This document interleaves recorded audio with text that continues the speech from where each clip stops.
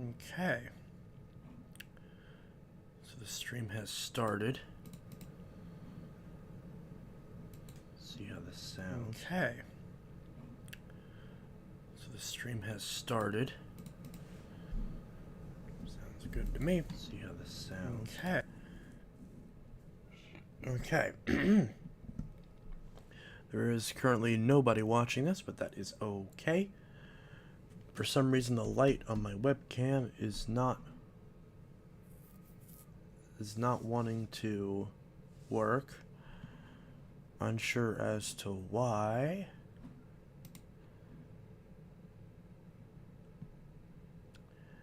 Why is my...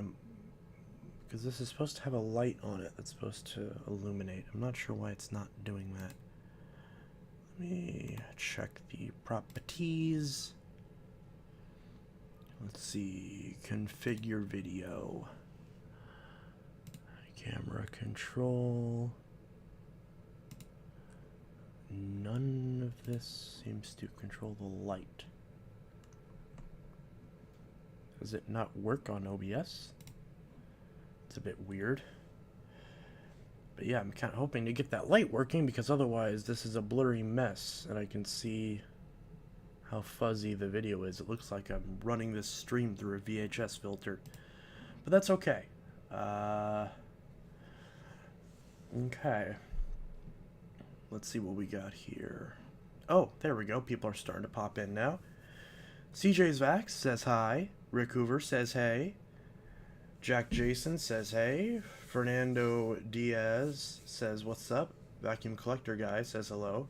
Mason Bardo says yo. Vacuums Carpet Cleaner Guy says sup. Wait, is this all about vacuums or what? I don't know. Not gonna lie, I didn't actually think about the topic of this stream. I just thought, I'm gonna do a stream, because why not? I haven't done one in quite a long time.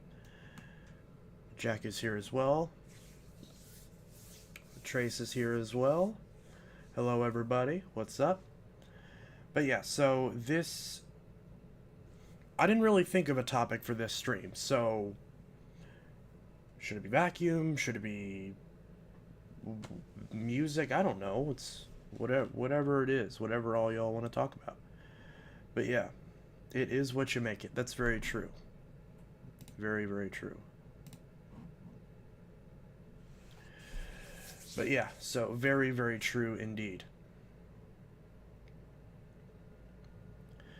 So, how is everybody on this lovely Friday night? I hope everyone is doing well. But that is why I'm attempting to inquire said information. Hopefully you all are doing very well.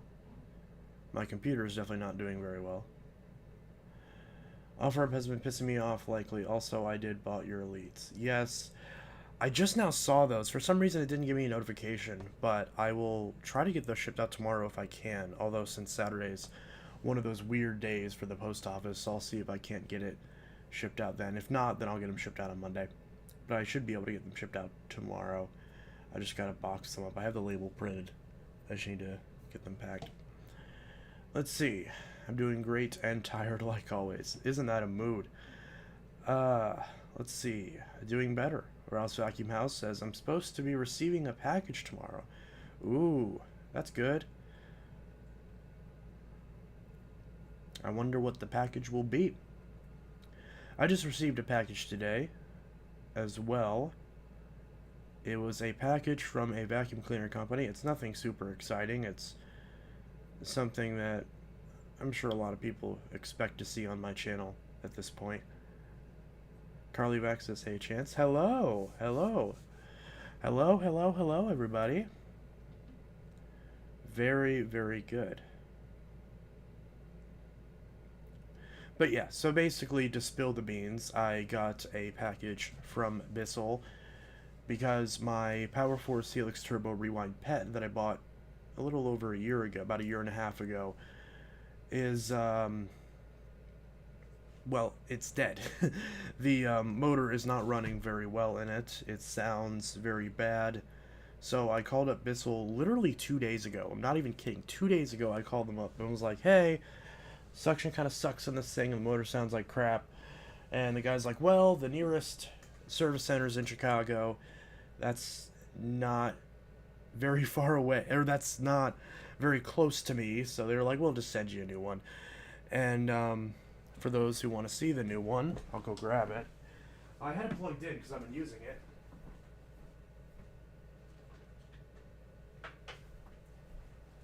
But yeah, here it is. Nothing too fancy. It's a Power Force Turbo Rewind PET. For some reason, it seems like they rebranded the old school Rewind as PET now.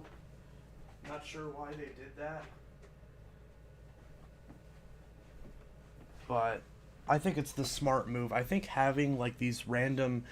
I think having 14 different variants of the same machine is kind of useless.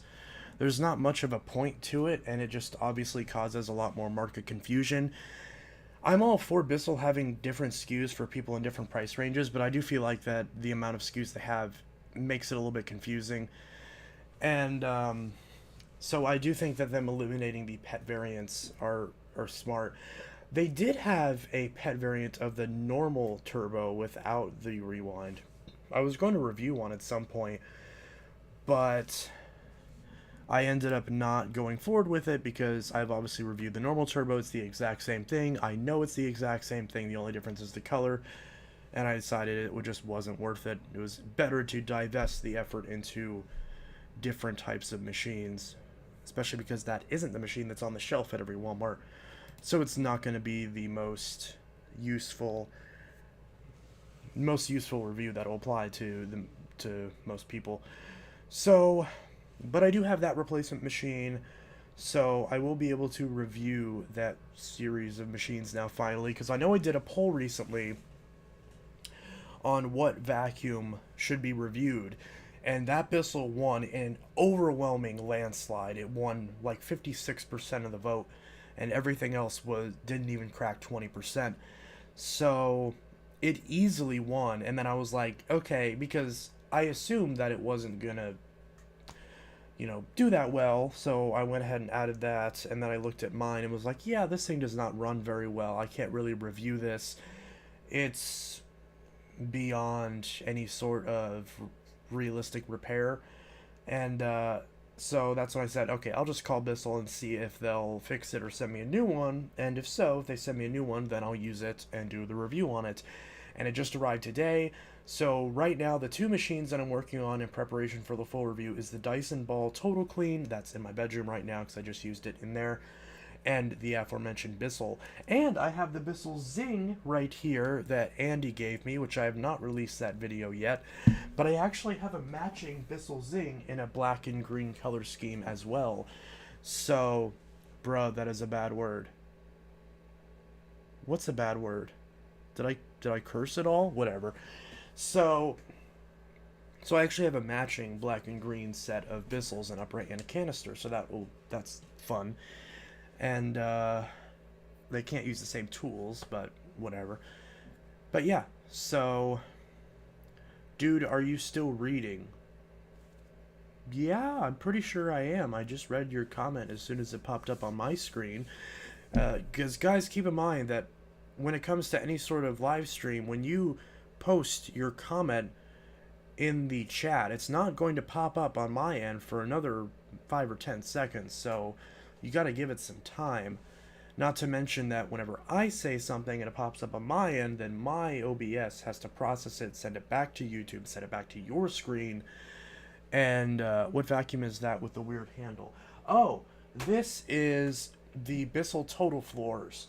Now, this machine I'm actually fixing up right now, but the Bissell Total Floors, I got it quite a while ago. It's another vacuum I'm fixing in preparation for the full review. It's one that I'm probably not going to keep, but I may. It really depends. It does work, but the motor sounds pretty good in it. I already washed all the filters, washed the cyclone, but unfortunately it's not going to be able to be reviewed for quite a while because I need to get a new brush roll for it, because the brush roll was melted, and yeah, typical Bissell brush roller syndrome, so I have to find a new brush roller that fits in it. And once I do, and then get a new belt on it, and put it all back together and clean it up a little bit, it'll be good. It is missing one of the things that holds the hose on, so it looks kind of funny, but it still works just fine. And Andy actually sent me a filter for it, so I'll be able to put a filter in it, because I think the one that's in it is not the correct one. I'm pretty sure, but don't quote me on that. So you will see this Bissell Total Floors in a video. And let's see. Oh yeah, I would like that whenever you sell it. Yes. So if I do decide to sell it, much like this Hoover wind tunnel behind me, in the case of both of these machines, if I do decide to sell them, they will likely go to Mason Bartow, since he called dibs on them. Although for the record, I don't technically hold vacuums for anybody anymore, but whatever, doesn't matter. So yeah, because I've had plenty of people, but realistically, he would get priority because he asked for them first, especially the Hoover. So basically, I've decided that I'm not technically going to be holding vacuums for people anymore, but I'm also, you know, if you want a vacuum and you want me to hold it to you for like a month or whatever, that's fine. The only reason why I'm saying I'm not holding vacuums anymore is because I've had so many people tell me that they want to buy a vacuum, and then a year and a half will pass by, and then they'll decide that they don't want it, or they'll decide that they want it, but they'll try to lowball me on the price, or they'll try to do some weird thing where I throw in a bunch of extra stuff, and then by that point I don't make any money on it. And you know, so I'm perfectly willing to sell to many collectors. In fact, that's my preference, because the general public is, for lack of a better word, fucking stupid. So I prefer to sell my machines to other collectors. But at the same time, you guys got to be reasonable. You know, if I'm all for, like, for example, I have, you know, VacMaster 2020 is a great example where I'm buying a Panasonic off of him, but I didn't have enough money this month, so he's holding that for me until my next paycheck, which is a month. Because in my case, YouTube pays me every month, so I'm at the mercy of that. So if you want me to hold something for you for like a month, that's fine. But when it gets to the point where it's like past 3-6 months and I don't hear from you, or I don't have like a concrete date on when you get it, then I'm not going to hold it at that point. I'm sorry. It's just I'm not a storage unit. I'm not a, you know, I can only do so much because I am running out of space for a lot of these machines. But like I said, in the case of specific machines, if you are able to get it in a reasonable time, I'm perfectly willing to hold it for you. I'm just not going to hold it indefinitely. And that's the case with anything. So, like, I just sold a machine where I've been sitting on the machine for so long that I would have been better off if I had just fixed it and sold it to the average person for the same price. Because what extra bit of work I put into it would have been better off getting it out of my house a year and a half ago. But nevertheless, I'm glad the person got it and and hopefully will be happy with it. I don't know if they got it yet. But either way, the general public is rather disappointing. I wholeheartedly agree, Jack. But yeah, I have a Bissell Zing and I use it as my bench vac. Yeah, it's precisely why I got it too. But honestly, I think the Zing is a really nice machine. I remember people saying that the Zing wasn't all that good. Maybe this is an older version. Maybe the newer ones are worse. I don't know. And I will probably still buy a new Zing at some point. Because if it's true that the newer Zings are worse than this older Zing, then I might use this older Zing for around the house canister stuff, or whenever I'm dailying something like an Orica or a Car Superlight or something without tools.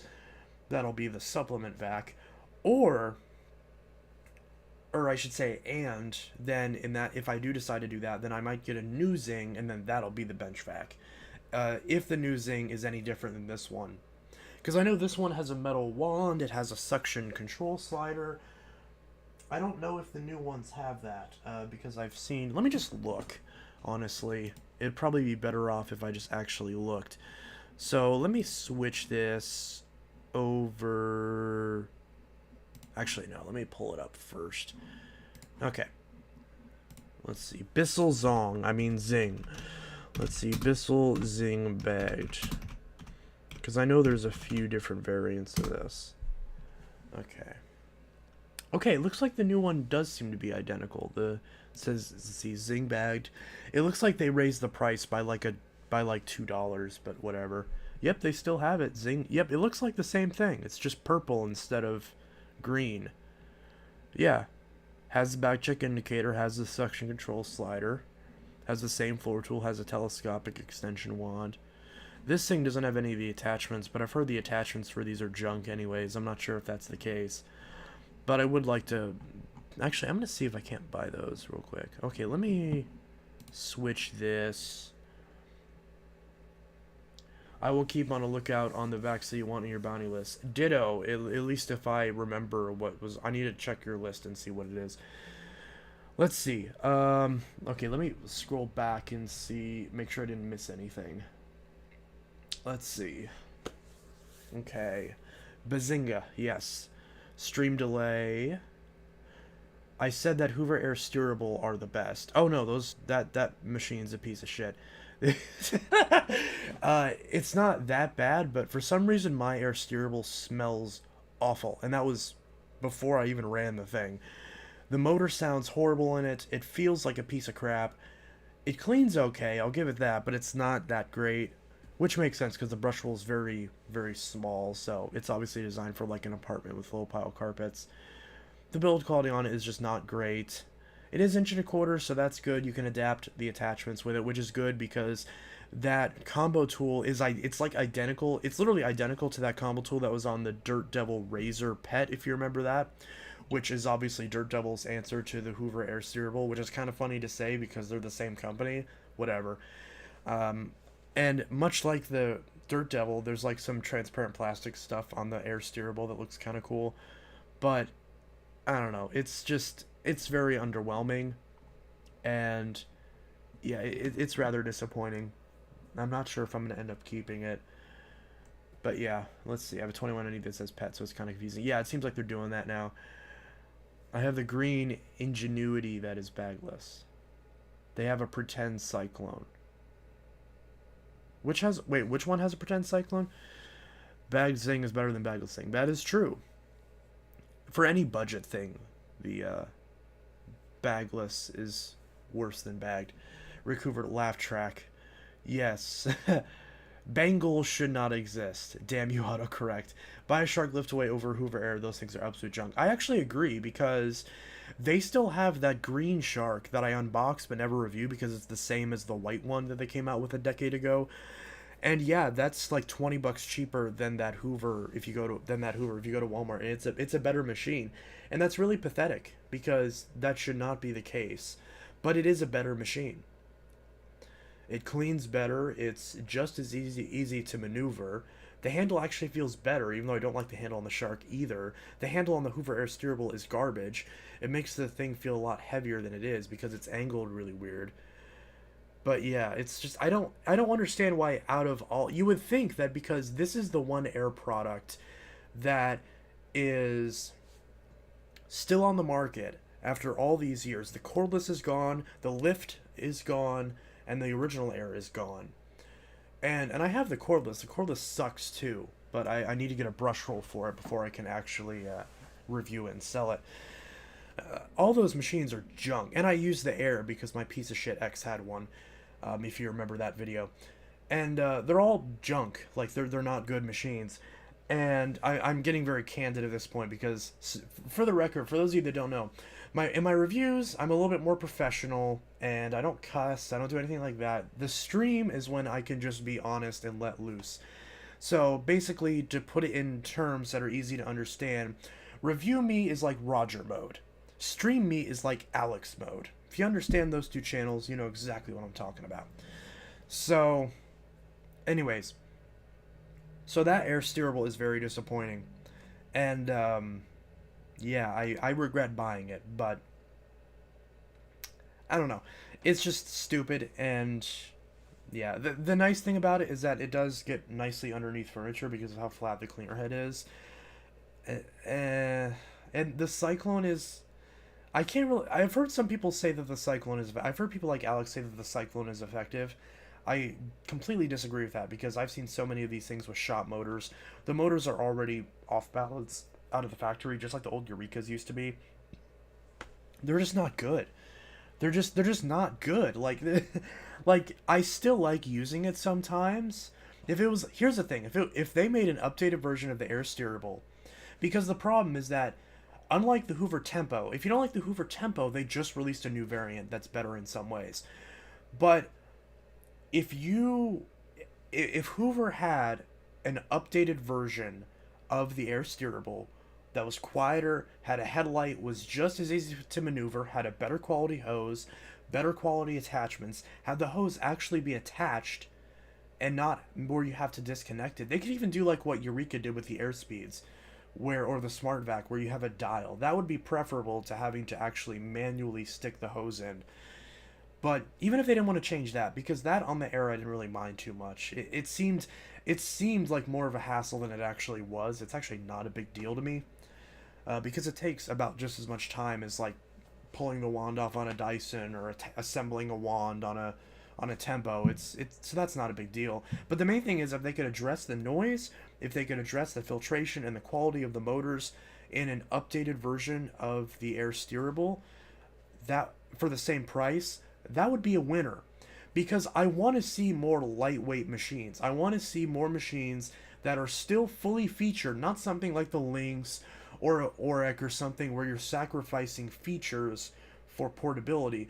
I want to see more machines where it's still the full-size machine, but in a more compact form factor, where they make the compromises that be necessary to make it more compact, but they don't actually hurt the usability of it. Like stuff you'd expect, like a smaller bin, a brush roll that's not as wide, maybe some attachments merged into combo tools instead of separate pieces, like what Dyson's doing. Something like that. I think that would be.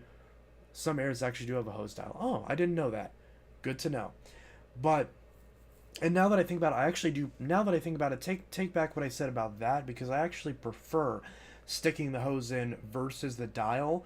And here's why: because it's easier to tell which mode it is in just by looking at it. Whereas the dial, come on, if you've used a Eureka Smart Vac or a Clear Track or anything like that, let's be honest, we're all guilty of this. We are all guilty of running it across our entire carpet and then putting it upright and finding out that it was in tool mode the entire time. We are all guilty of that. So, so being able to avoid that would certainly be. Here's the thing: does Dyson actually have their changeover valve mechanism patented? Because I don't think they do. Like, why doesn't more, like, if you're gonna have a wand that's also a handle, like a Dyson, then why don't you just go all in and put a changeover valve in it? Even like what the Dirt Devil Razor was doing, that actually wasn't a bad system. The way that it switched over, that was actually really clever. I actually liked that about the Dirt Devil Razor. It just was ruined by the fact that you couldn't actually use the attachments on the hose itself. And the fact the rest of the machine was a piece of crap. But regardless, it's just one of those things where it had a lot of potential. And I'm very disappointed about the air steerable, because it did have a lot of potential. And you would think, after having been on the market for as long as it has, that they would have ironed out some of those kinks along the way, and they haven't. And also, here's one thing that pisses me off about TTI. I have had so many people just completely suck off TTI and say that their warranty system is amazing. It is dog shit. Look, no offense to Hoover, TTI, anything like that. Their warranty system is horrible. They tell you if you don't have your receipt, you can go fuck yourself. And I do not respect that philosophy, because here's the thing: if you're a company that is offering a warranty with your products, you can do one of two things. You can do one of two things. You can either require a receipt and make sure that it's printed all over the box and all over the documentation, so the customer knows before they buy that they need to keep their receipt or they're not going to have warranty rights. Or you can choose to ignore the receipt and go based off of your serial number or some other mode, or some other way of proving that the thing is within warranty. Or honestly, just going based off what the customer tells you, because the vast majority of customers are not lying about their warranty. Because most customers that put in the effort, 99% of customers that put in the effort, are doing so because they're within warranty, or at the very least, they're close enough to where you should give them their warranty service. And you know what? Even if you lose a few $100 a year on a few machines that you warrantied out that were actually out of warranty, you still kept a customer. Versus if you piss them off and you make them go somewhere else and then they've dumped your brand forever. This is something that TTI has done as of recently. And I've heard the rationale from this from vacuum technicians, and it makes sense. The reason why they're requiring warranty as part of their... Oh, we got a spammer in the chat. Yuck. But yeah, so... And when I say TTI, I'm more so referring to Hoover, but I'm also obviously including Dirt Devil in this as well, because I'm more so referring to Hoover because I haven't done any warranty work on it, or warranty claims on a Dirt Devil in a few years. So it's entirely possible that that policy was before they changed it. So I'm not going to comment on it because it was old. And you if you've been with me for a while, you know the story about what happened with one of my Dirt Devil Breezes that I bought. So the problem with TTI is that they did not. And again, I just bought 2 brand new Hoovers, 3 actually, if you include one. 2 brand new Hoovers that they've been selling for about 10 years, but are still currently in production, and 1 Hoover that a couple months ago that just came out. That definitely came out long after they implemented this policy, and nowhere on the boxes or on the documentation, on the front of it, or in any area where a consumer would look, does it say that you need to keep your receipt in order to retain your warranty rights. They do not say that. So that is blatantly anti-consumer, and is blatantly malicious, because you cannot make it to where people who don't have their receipt, because let's be honest, people do not keep their receipts after the 30-day return window expires. They throw away their receipts. That's what 99% of people do. And it's very obvious that TTI is banking on that and hoping that those people will just have to throw away the product and replace it themselves. And the fact that they're going out of their way to not put that information on the box is horrible. And there is, and I hear people trying to defend this, because I get the rationale as to why they did it initially, because some warranty centers were warrantying out machines that didn't actually require warranty work.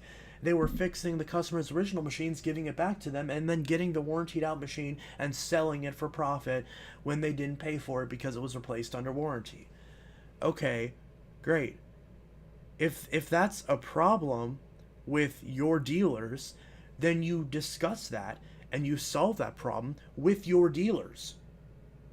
I don't understand why this is hard for people to comprehend.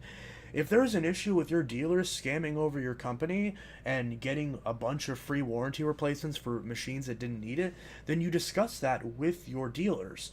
You don't pass that on to the customer.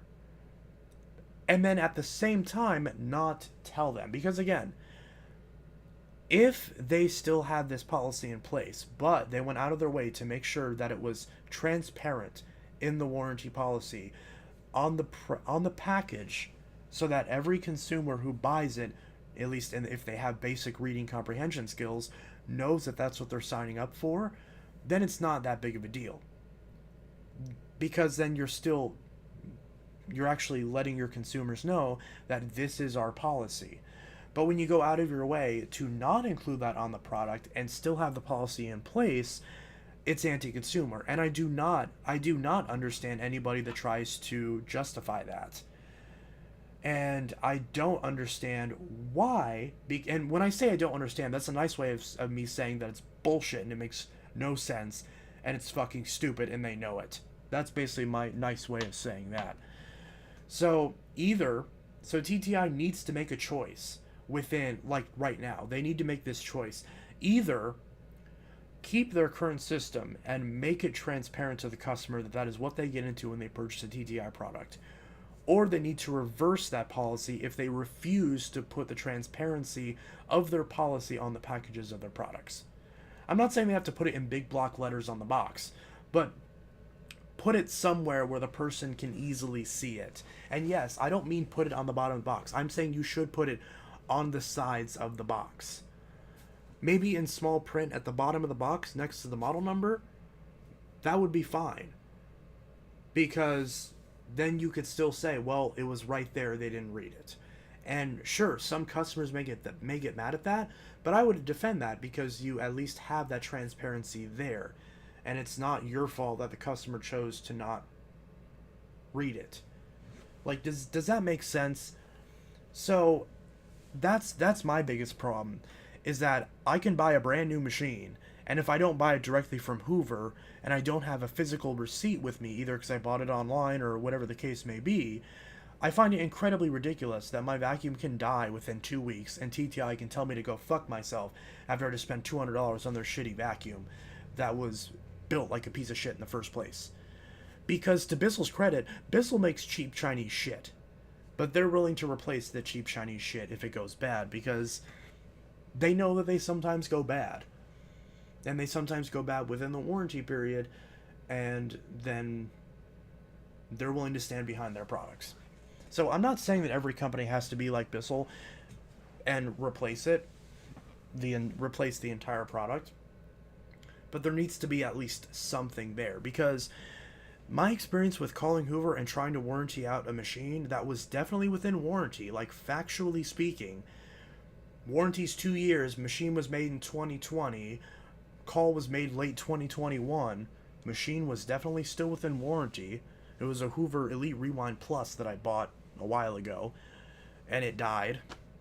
And they basically told me, you don't have a receipt, then, even though they acknowledged the fact that it was within warranty, because of basic time and how that works. Like, I can understand if like I said earlier, if they want to go based off of the serial number, like that's what Bissell does. They go off the serial number, and if the serial number matches up with what the client is telling you, because there's a year in the serial number, then they'll honor the warranty, because obviously it shows that that's how it is. And then in my case, for example, when I went to warranty out a Bissell carpet cleaner that I purchased in 2020 but was manufactured in 2016, I had to then find proof of purchase, basically the receipt policy like that TTI is doing. And once I was able to put that proof of purchase into Bissell's system, they honored the warranty. If TTI did something like that, that would be fine. That would be perfectly fine. I'd be very much okay with that, and I would encourage that, because it'd be a good way to walk the line between the two machines. Because here's the thing, that complaint about how, oh, dealers are going to be taking machines and warranting them out, you understand that TTI changing this receipt policy as a result of that does not address that problem at all. All it means is that now those dealers are only able to do that for machines that the customer has the receipt on. Yes, it means that the dealers will potentially have less machines that they could rip off and stick out on the floor, but that's also because you're screwing over more customers. You see the problem? So it's like, that is not a good rebuttal to the idea of having a better quality warranty program, because that's not actually addressing the root problem. The root problem is with your dealers themselves, not with the consumers that are trying to warranty out their busted machines. Anyways, that was a big, long-winded rant, but it's something that I do think is really fucking stupid. Models like the Intu... Okay, I missed a bunch of stuff. Let me read some... Let me go back. Jesus Christ, I ranted for a long time, didn't I?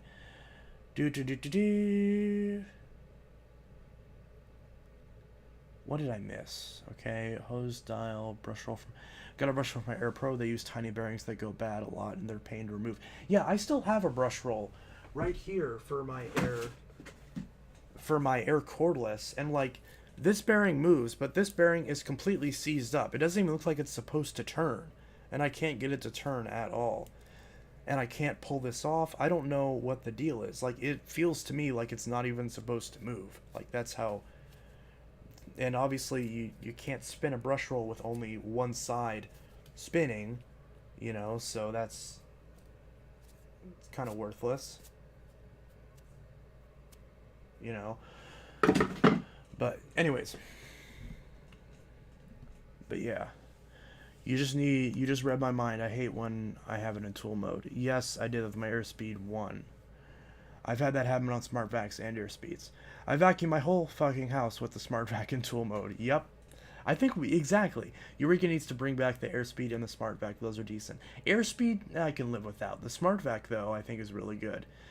The two machines that I want Eureka to bring back are the 4870 smart vac and the I forgot what model number it is, but the Whirlwind Lightspeed, which they still sell it as a Sanitaire, or I should say Bissell sells it as a Sanitaire now. You can buy it as like a Carpet Pro and stuff. Was it Carpet Pro? I think it was, something like that. But, I almost bought a Razor, but then you told me your thoughts. Here's the thing, that Razor actually did have potential. If Dirt Devil would just make the build quality of it a little bit better, especially with the steering and upright lock mechanism, if they would increase the quality of that a little bit, fix the hose to where you can actually use the attachments on the hose itself and give it a better quality combo tool, and made the parts available, then for 99 bucks that would be a pretty decent machine. And it would, I mean, it still is the best Dirt Devil you can buy, but that's not saying a lot. Like, it is the machine I recommend where if someone says, I want a Dirt Devil, I need to buy a Dirt Devil, I want a modern, brand new Dirt Devil, and I want the best one there is, then I recommend it to them. But here's the thing, no one has ever asked me that. I had some people in a Walmart be like, hey, should I get this one? I'm like, no. And they're like, why not? And I'm like, just get that damn Shark instead, because again, it's going to be better. And again, it is really pathetic when a Shark has better parts availability than your machine. But yeah, I don't enjoy Eureka at all. I just read that. The lift is shit. The Ryobi warranty is great, but yeah, vacuums are hell to deal with. Need Eureka is junk. The Dirt Devil Razor looks like cat shit. Why are all the TTI brands getting worse when they buy them out? Well, I don't know. I don't like Eureka's newer shit. I doubt Eureka will bring any of those back. Even the Mighty Might is getting cheaper. Yeah. I don't think they will either. But, yeah, I've given up on the Mighty Might. I think there's literally no reason, in my opinion, to buy a Mighty Might over a Zing. I just don't see the argument that the Mighty Might is a better choice than the Zing for any purpose, really. I mean, if by all means, if there's a use case out there where you want to pay more for the Mighty Might over the Zing and have less features, then by all means, let me know. But I can't think of anything. Buy the Sanitaire Mighty Might. Oh, there we go. I don't like the cutting the cord bullshit. Yeah, I just picked up a Black & Decker today with a cut cord. I'm probably going to throw it in the dumpster, honestly. My dad had an Electrolux Silverado when I was a kid. It had pretty nice looking vacuum. Suction is good. Everything was good about it. Yeah, those old school Electroluxes are pretty solid. Dyson DC07. Indeed, I have an NOS Hoover Wind Tunnel 2 high capacity. Okay. Is that even considered NOS? That's still a current model, isn't it? Or I guess they just discontinued it like a couple years ago. How long? So here's an interesting question. How old does something have to be before it's considered NOS? Is it just the second it's discontinued that it's NOS? Or is it like 6 months? Is it a year? Is it 3 years? Like, how would you define that? Like, would a Dyson DC65 brand new, would that be considered NOS? I saw a DC41 brand new on eBay for like $400. Don't buy it. Although, if it was cheap enough, I would buy it just to have a brand new 41. Just for kicks, but yeah. Chances talk about the Musu, huh? Honestly, the Musu's not that bad. Its performance is not great. I feel like the brush roll is just really bad quality, so like it gets really soft after just a few uses, and then it doesn't clean very well anymore. Then obviously the filter is a pain in the ass to deal with, and you can't find the filters anywhere. But yeah, I will review the Musu soon. Money's on their minds. Let's see. I called Hoover. I did call Hoover because the handle broke on my Max Life Total Home Pet, and they asked for their seat. And yeah, I didn't have it. Okay. Concept 1 is a good vacuum. I agree. I need to get myself one. I regret passing one up in the thrift store a while ago. Dirt Devil Post 2007 is the best. The rest is crap. I think you meant pre-2007. Shark's warranty is worse. I've had pretty good luck with Shark's warranty. I got a brand new handle and hose for this Apex under warranty from Shark. It's mainly just power heads that Shark's really bad with now, and then or just if you get the right representative. If your power head dies on your Shark, which is bad because you can't change the brush rolls in any of them nowadays, then you're fucked. But if it's anything else, you should be able to get it. And yeah, Shark warranty is better than TTI at this point. Full stop. It just is. I mean, I don't know. Maybe if you have the receipt, maybe it'd be better. I mean, since I have a digital receipt for the air steerable, I'm wondering if I should try to warranty that out to test their system. But I'd kind of feel bad trying to warranty out a machine that isn't broken. I don't know. Would that be considered okay if it's like for like research purposes? Because obviously both the Hoovers I just bought do work. I don't know. Let's see. If Maytag didn't make stupid decisions and favor marketability and innovation over quality and reliability in 2000s, Hoover would still be here. Yeah, I don't know if I can say I agree because I don't know enough about Hoover back then, but from what I've heard, it seems like that would have definitely been a better strategy than whatever the fuck they did with the Z.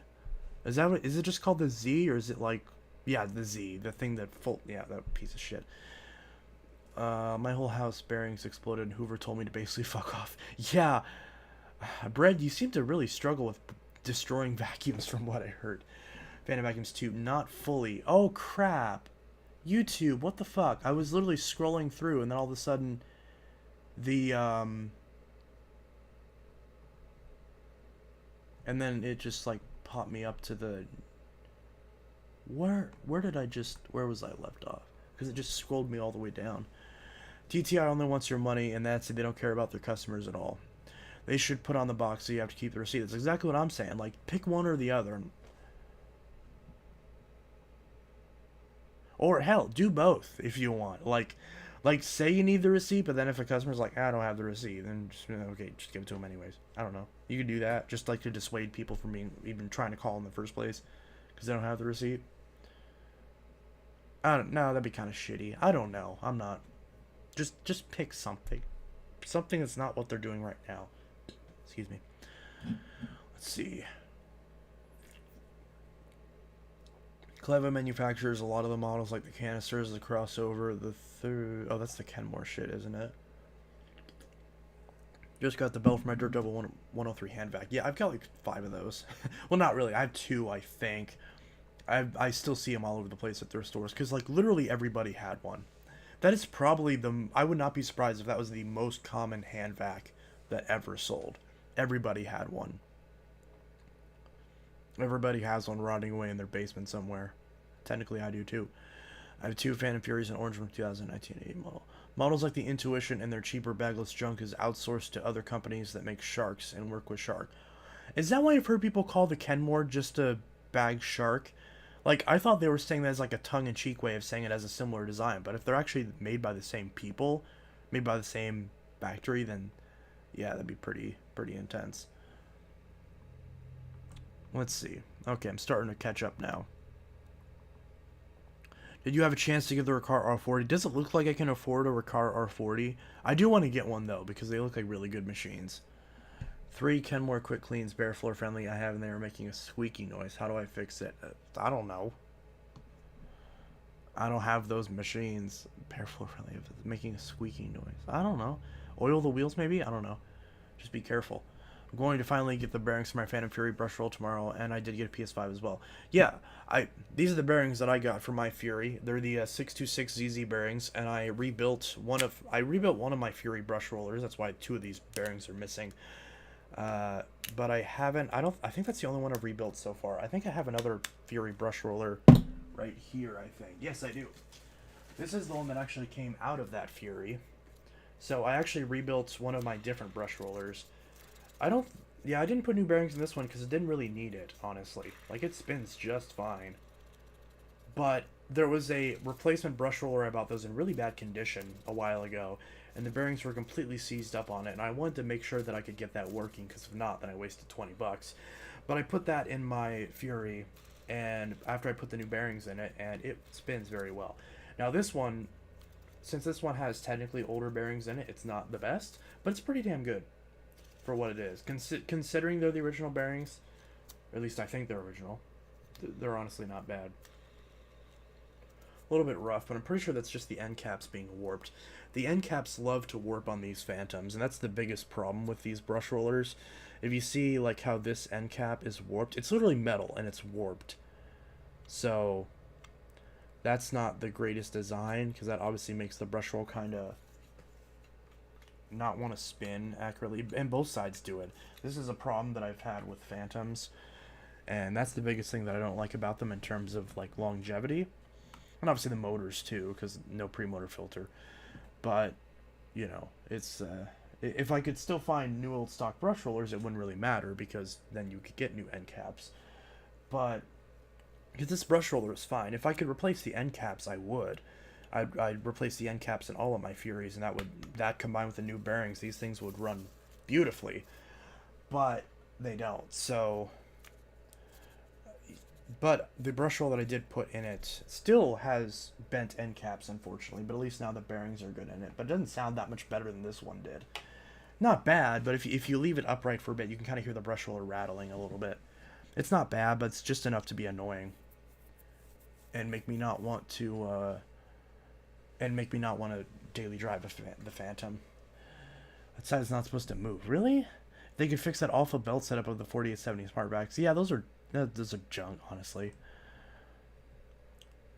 JF's like, they're fine in storage. I actually have a couple more that I have yet to record. Yeah, I still want to get the 2 versions of the Fury that I don't have, which are, or the 3 versions actually, the Special Edition, the Special Edition Plus, and the Limited Edition. I know I'm eventually getting one of those versions from Phantom Vacuum Fan, but I forgot which version it is, and it's not in the best condition either, which is the entire reason why he's willing to sell it to me, because obviously he otherwise wouldn't sell one. But he's like, I have this one, it's kind of junky, the pedal release is funky, you can have it for like $40. I haven't bought it yet, but I've been meaning to. But that's on my to get list.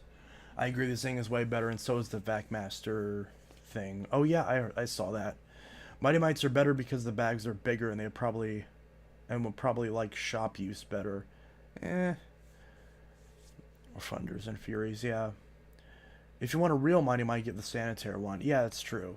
Yeah, I do agree with that. If you are gonna spend the extra money on the Mighty Mite, then spend the extra money and get the Sanitaire version.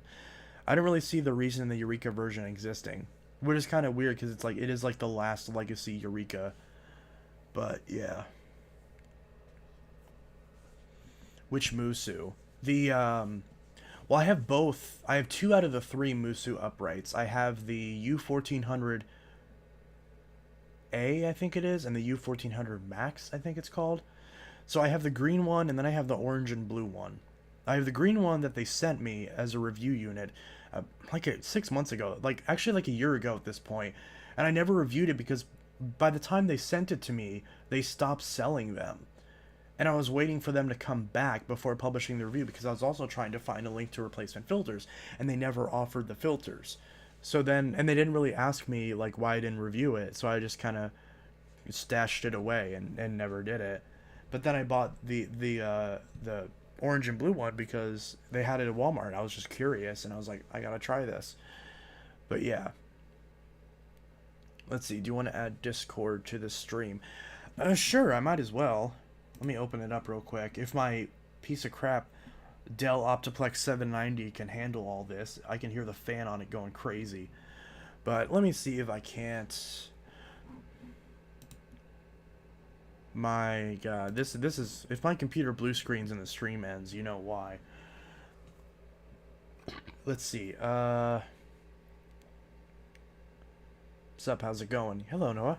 That's probably why Bissell is the only vacuum company that's built decently. It's a bit of a loaded sentence. On the Musu you did living room vacuuming, it sounds like a Bissell 7, 8, and 7 amp. It sounds more like a 10 amp Bissell to me. Have you tried the Revolution Pet Pro? Wait. Oh, the carpet cleaner? Yes, I've been using that.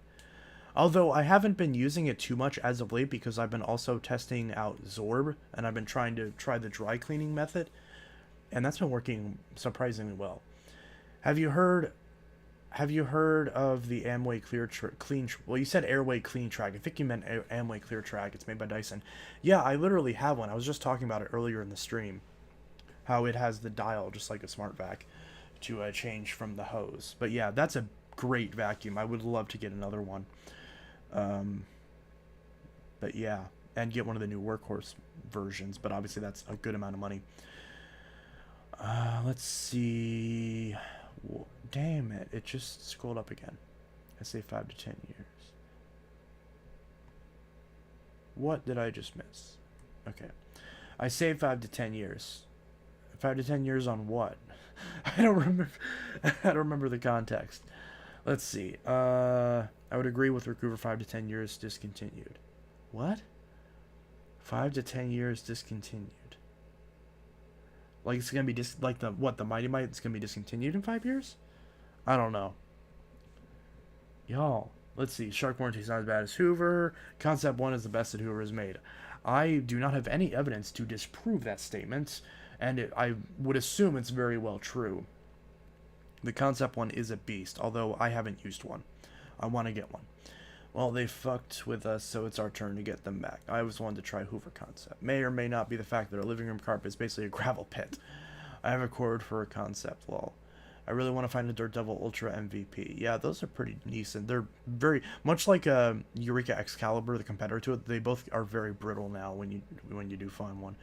I vote yes. I think they should fix them though. What am I missing here? Context.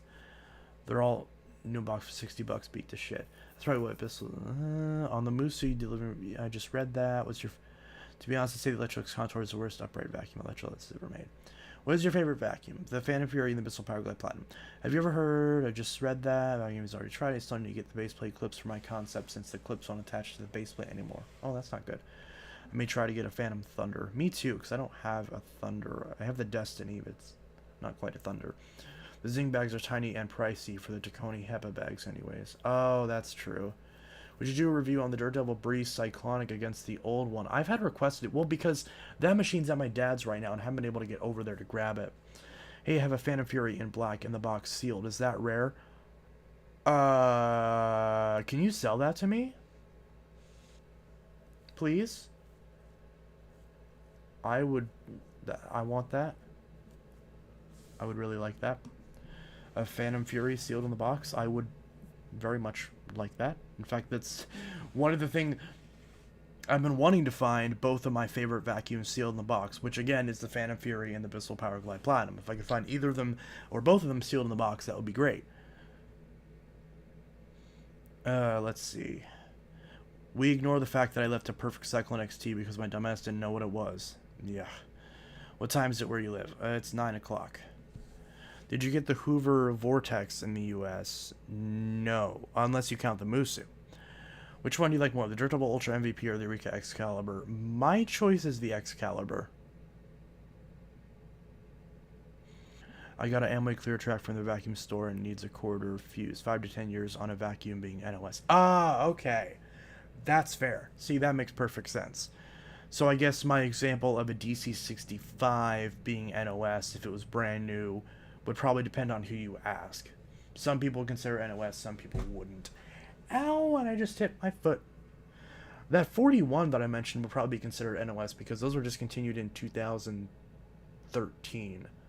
So, I guess that would be considered NOS by this point.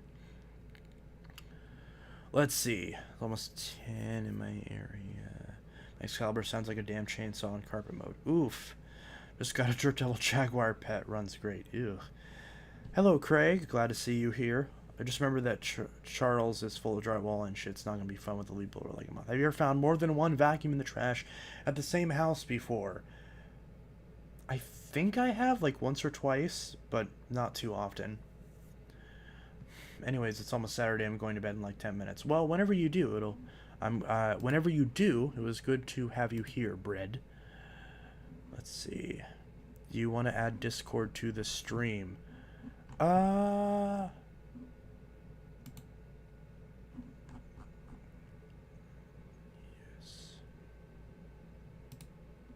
Right, Representative Orsh. Hi, Tracy. Hello. Hey, how's it going? Hel- Good. Hello, YouTube. Hello, YouTube. Now this is coming out of my speakers, so I'm not sure if this is actually gonna show up in the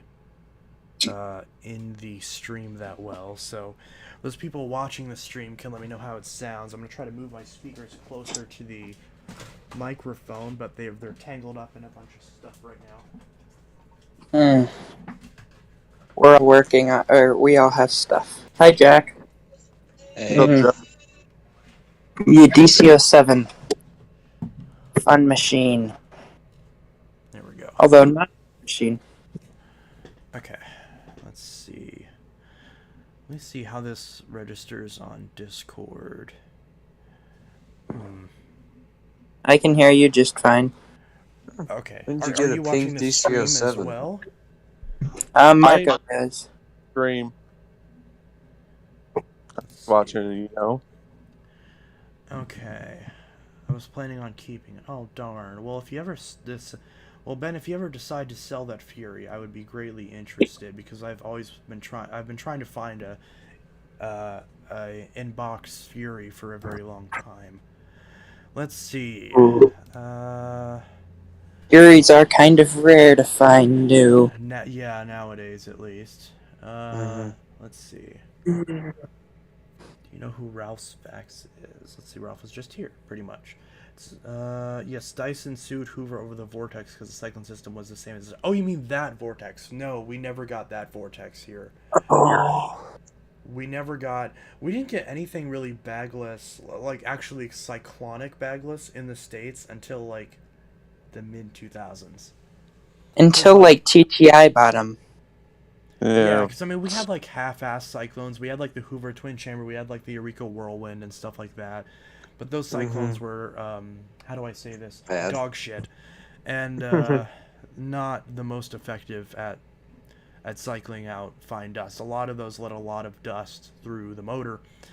Obviously, the biggest obvious example is of cyclones that were effective were Phantom, but of course they still let some dust through to the motor because of the early ones not having proper pre-motor filters. But the later ones that did have them actually did probably the best at keeping the motors clean out of any bagless machine of the time.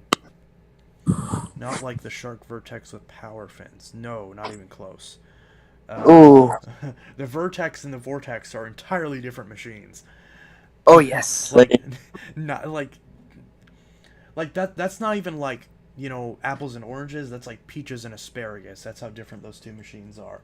The only thing that makes them similar is the fact that they are bagless, and they have brush rolls and cords and hoses. That's it. It's the only similarities between the two machines. But let me try to do this better. Let me fix this. I'm gonna pop out the chat. I'm gonna snap that to the side. Put the Discord over here. Is it that shark rotator power with the way True Pet? Yes. Okay, I was correct. Yeah. Good working machine, although I would not daily it just for the fact that dealing with the cyclone would bug the shit out of me. Well, Right. I had That's that. why I Well, stopped I dabbling sharks years ago. This filter gets clogged within one use. yeah. Right. Starts to lose a lot of performance. The clock. That's why I don't use this It clogs too. at the moment. I'm Mm-hmm. trying to switch this And we to live. show my And we. display, but it's not wanting to do that. Let's see. Yeah. The last time I used it to clean up some, spilt something. Yes. Oh. Okay. That. So- I believe. That. When I originally purchased a rotator in 2017, they had a lot better of a hose. These newer shark hoses are kind of, sort of, not good. Yeah. Well. Especially compared to the older ones. I mean, they're not greatest performance, but they are, because they're They work, but these hoses I preferred Yeah. the wire reinforced ones that were the double stretch instead of the single stretch. Well, yeah, I prefer the older style shark than that power handle. Yeah, Mhm. Like, and Where did the things that chat go? Shark did like was they removed the swivel Oh, there and we they go. made the hose shorter and cheaper. And that's another reason I don't like using this, is the hose is just one of the worst to use on any modern machine that is in the $400 price range. This is not wanting to cooperate with me. No, it. Because I... oh, Okay, let me actually remove the webcam. And that... That might let you. Let's see Okay. what's going on. I probably should go plug my phone in. Ooh, you're getting the There we go. infinite That did it. pages. there we go. There we Your go. That camera's fixed off, it. bro.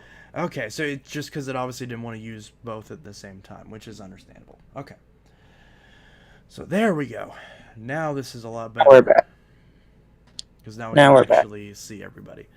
So, Mhm. let's see. Hey, what server are y'all in? We're in the Vacuum Collectors Alliance 2.0. Let's see. Mhm. Never got a UK Candy Hoovers over here other than the Telios? The orange canister that I forgot the model number off of. Okay, that makes sense. Oh. Let's see. We're good now. We never... I just read that. Yes, even the Apex and Vertex. How many Shark Navigator liftaways do you have? 2 at the moment.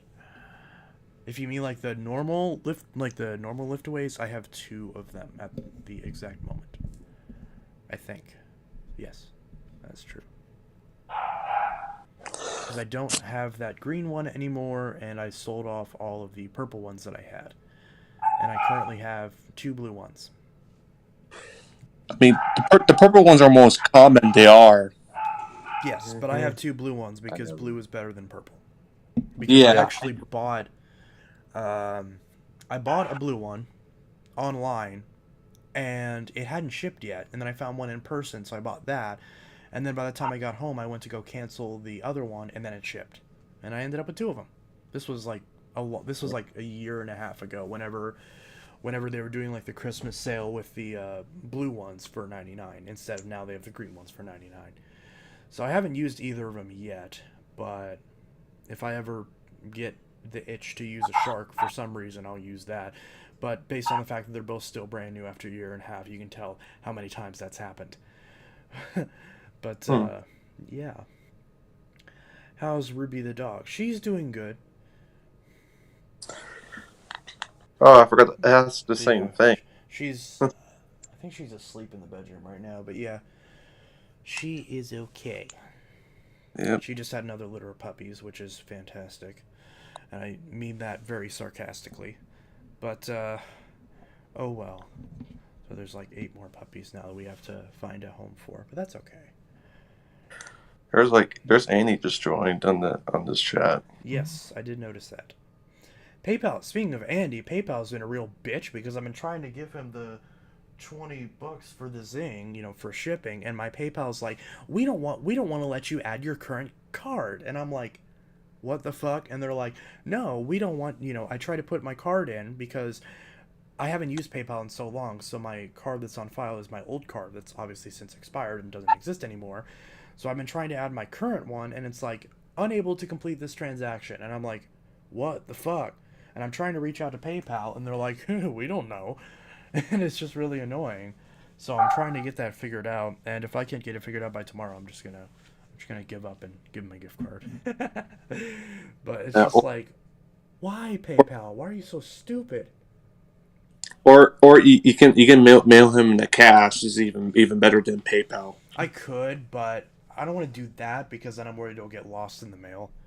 But That, that's understandable.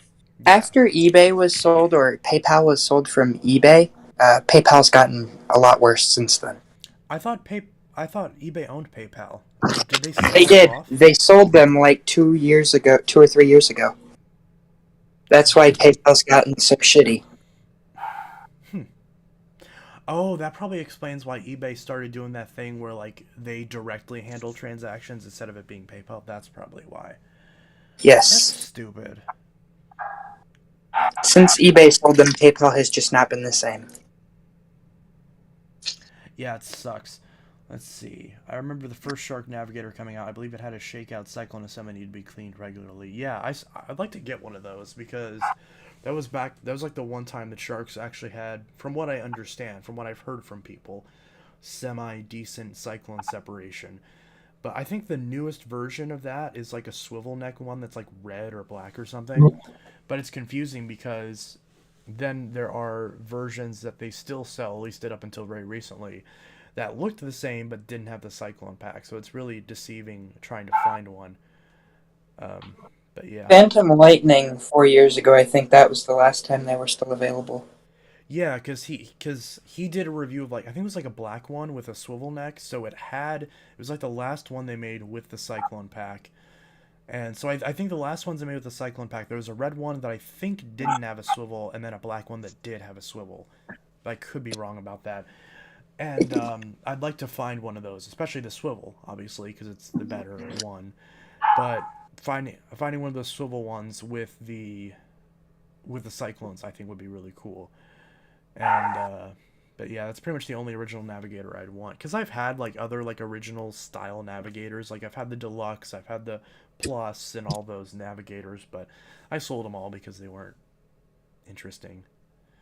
They're just I've had an boring. NV70 and an NV40. Basically the same machine, just one has a HEPA filter and one doesn't.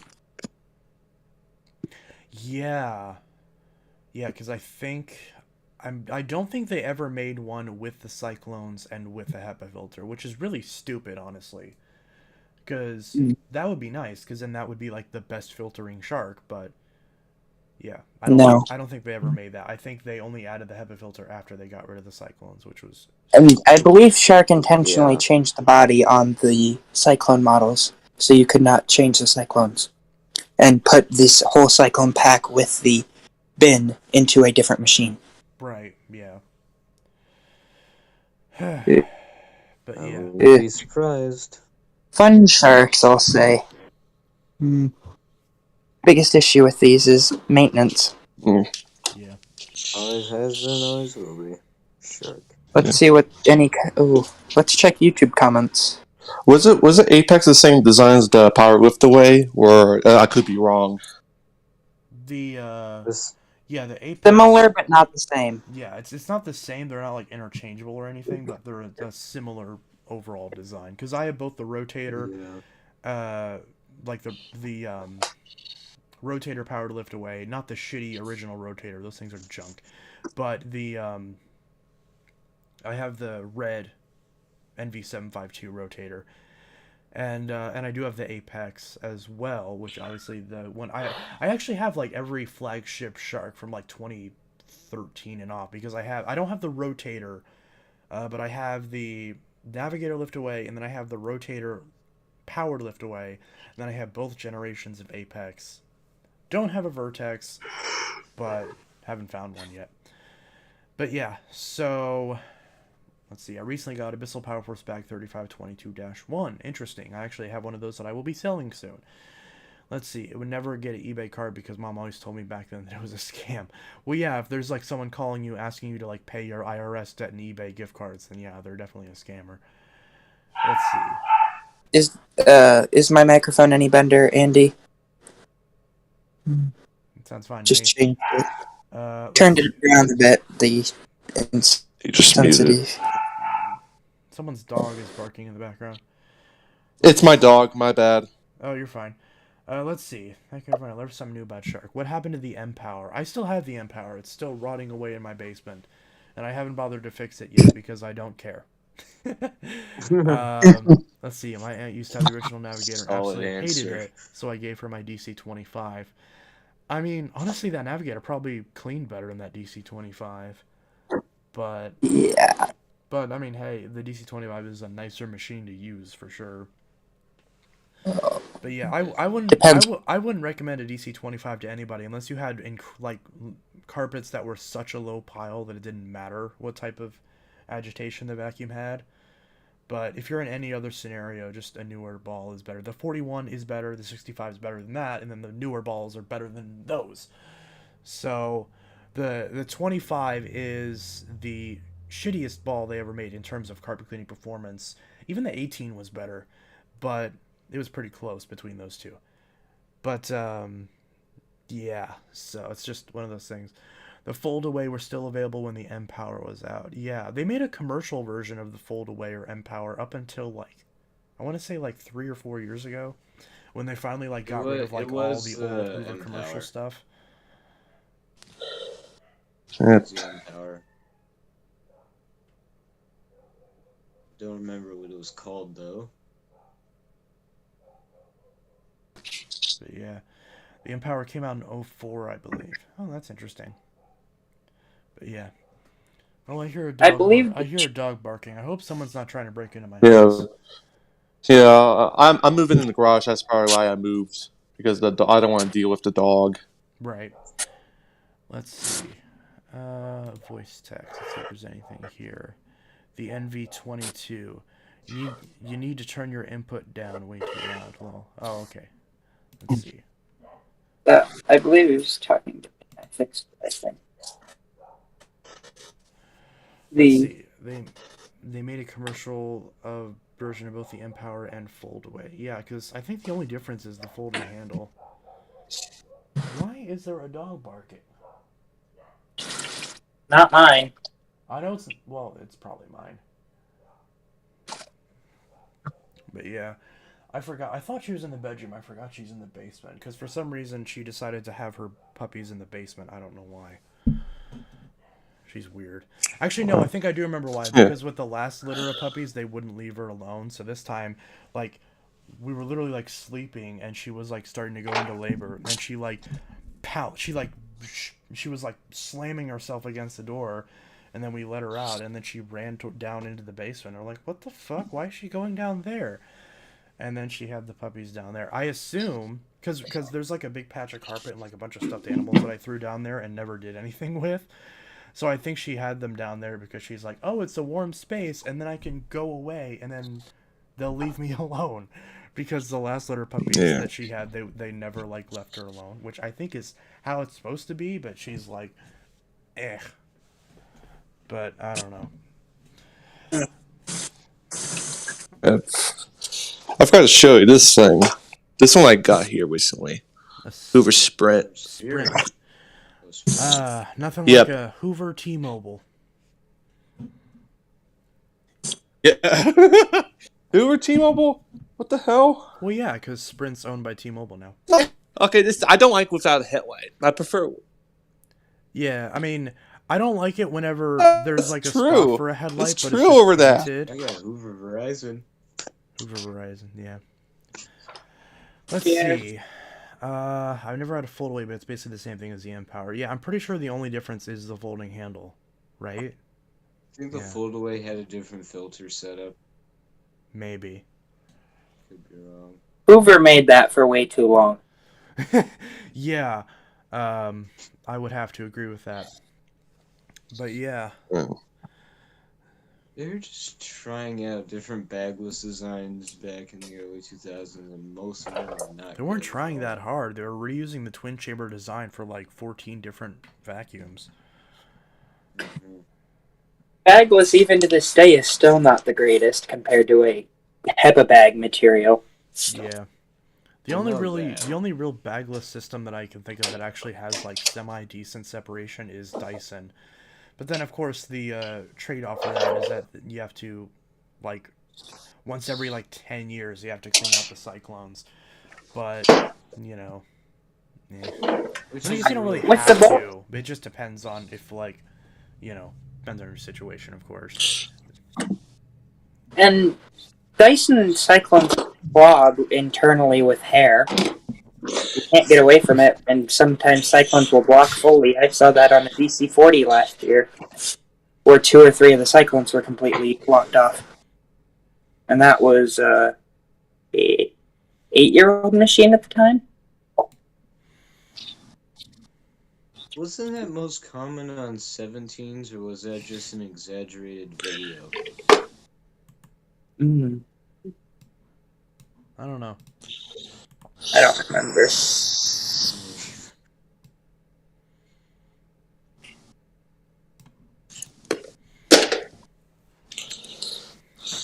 The Dyson ones rarely clog. Yeah, that's what I was thinking. It just depends on your situation. Yeah. The one has been used through 2 different households, and not mine, but a friend's. It happens to them. Yeah. The ones that clog the most are the 17s. Yeah. I've personally never seen one that was clogged. The closest that I ever came to one was was a launch model DC07 that was about 19 years old, that had where the dust had filled the entire like middle chamber, and then it was like the tips of the cyclones like right here, and the dirt was caked up to like right around here. So there's still a good 2 inches left, but it was enough to where if they used it for like another 5 years, it might have actually started clogging the cyclones. And to be fair, after 18 years, I don't think I can really give that vacuum shit for that, because honestly, that's I mean, the typical lifetime of those is like 5 to 10 years from Dyson's expectations. So, I didn't really consider that. I didn't really consider that like, oh, this DC07's a piece of shit. I was like, wow, it's still working after 18 years. Just needs a little bit of TLC, and it'll be back up and running for another God knows how long, 10 years. Yeah, But, people kind of I kind of wish I over-exaggerate had that kept In the my problem. DC07, but it experience, was a customer, so I couldn't really take it. But yeah, honestly, I had another '07 at the time. I should have just swapped it, and they wouldn't have known the difference. But that'd be kind of mean. Plus, it was kind of like, it's in such good shape, and I'm like, I want to see it. I want to see how long this thing lasts, and I want to see it, go back into service. So, I was kind of like, you know, like, damn, that's cool. Yeah. People really over-exaggerate that problem. Yeah. I'm not saying it doesn't happen, because there's some people, I think it depends on how hard it's used. yeah, like, Like if you're vacuuming up concrete dust or plaster dust.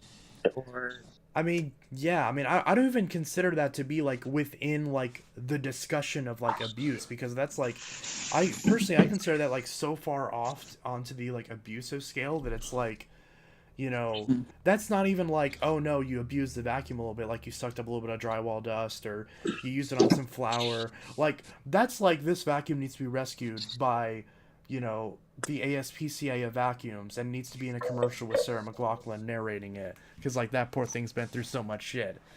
And I don't know. Well, so Andy, what Like would you? the Because people I, that I don't know how use many Dysons you've vacuums serviced, but I'm and sure it's blame definitely a it lot more than I every day. have. What would you say is like like in the realm of like realistic possibilities that someone would abuse it to where it would get like that bad? Well, I've got a kinetic that I'm working on for a friend of mine, Well, and there's your first problem. her her boyfriend vacuumed up plaster dust with it, and the cyclone is clogged on it. Like it straight up doesn't work. I've only disassembled 3 cyclones like totally all the way, and that was from a DC-17. And those were both clogged all the way. And the other one, I think somebody had put water in to try and rinse it out, and that's always a really bad idea because it just turns it into mud. But I've also got a DC-07 that I'm working on right now that has a totally clean cyclone. Like, not totally clean, but I mean, Right. some dust falls out, but it doesn't smell and it's not clogged. But it looks like this vacuum was well treated for being 20 years old almost. Do you have an air compressor that you guys use to blow them out? Yeah, you can. You can blow them out with an air compressor, but I think with the ones that are pretty easy to disassemble. Say again. Obviously, with ones such as the kinetic you were talking about, that you would have to strip all the way. Yeah, I mean, like a DC-17 isn't too bad. I mean, to disassemble that cyclone, it's pretty It's not that It's bad.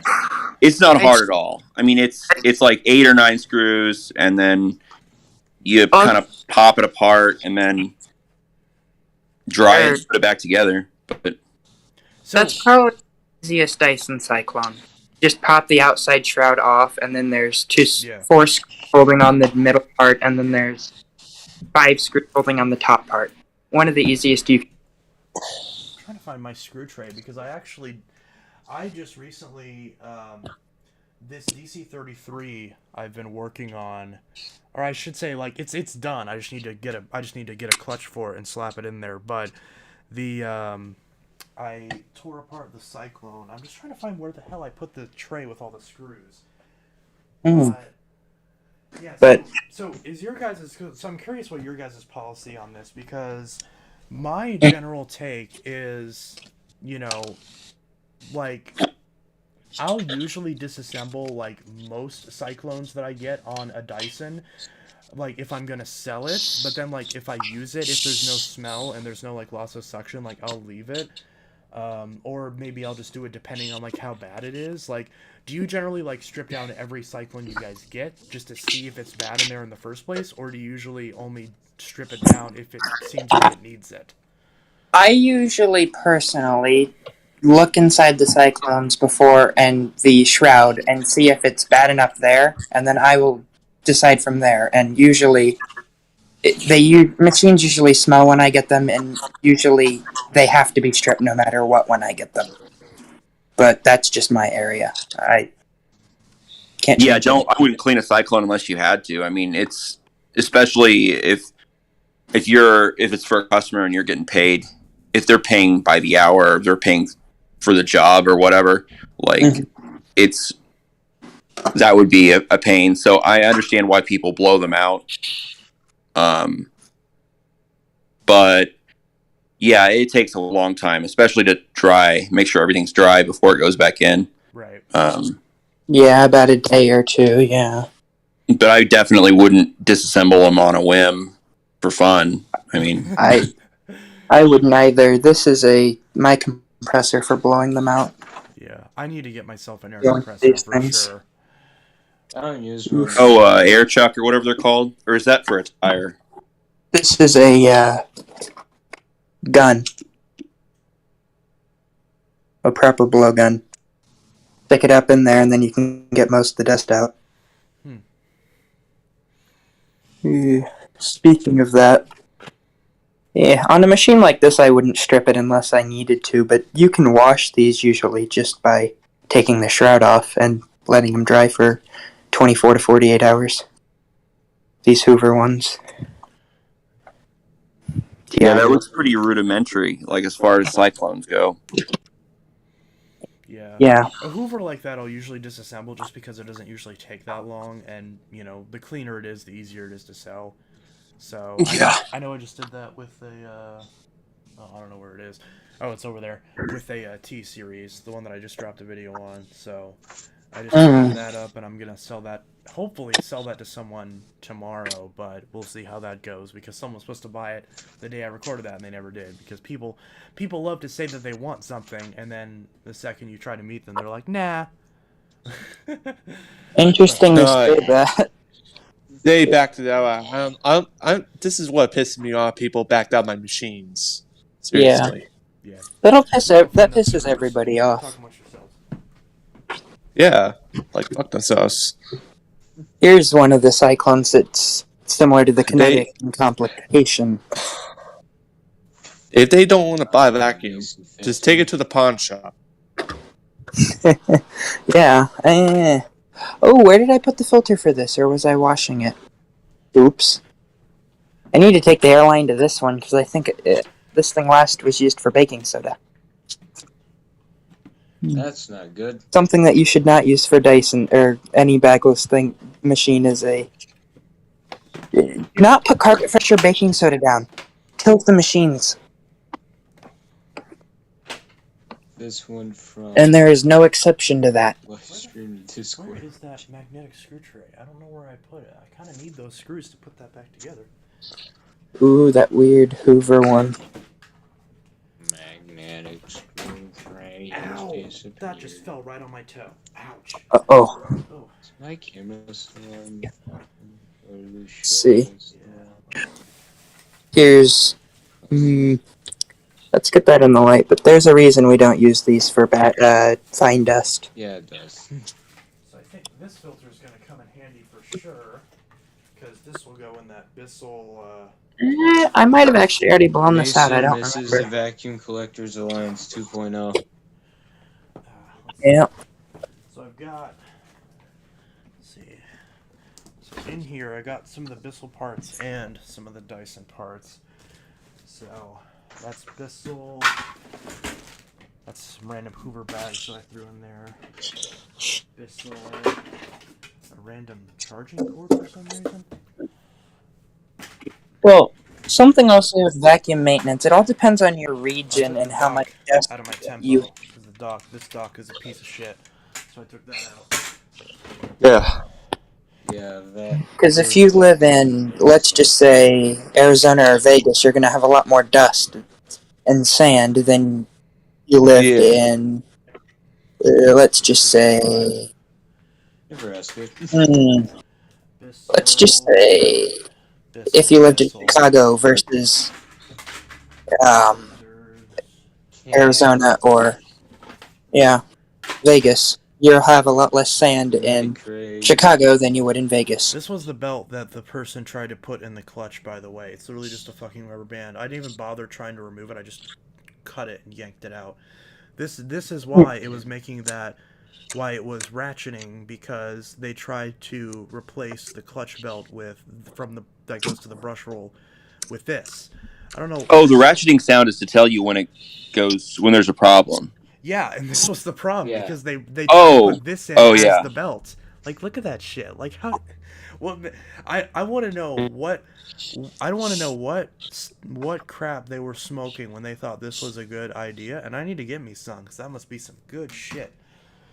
I have successfully cut a Kirby belt in half and put it in a couple DC-07 clutches. Why does it sound like there's some rattling in here? I know that might not be the smartest idea, but it works, and it's better than going out and trying to find a Dyson one. Like dust in here? It works. It works. That's weird. But that's that.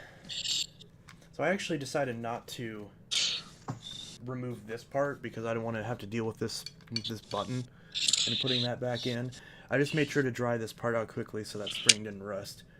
But because if you have a powerful enough shower head or jet, whatever you use to wash things, if it's powerful enough, you can get in there and get all that out without having to actually disassemble this part. So in my case, if you have a good enough shower head, then you don't actually need to disassemble this part. At least in my case, I didn't have to because this is perfectly clean on the inside now.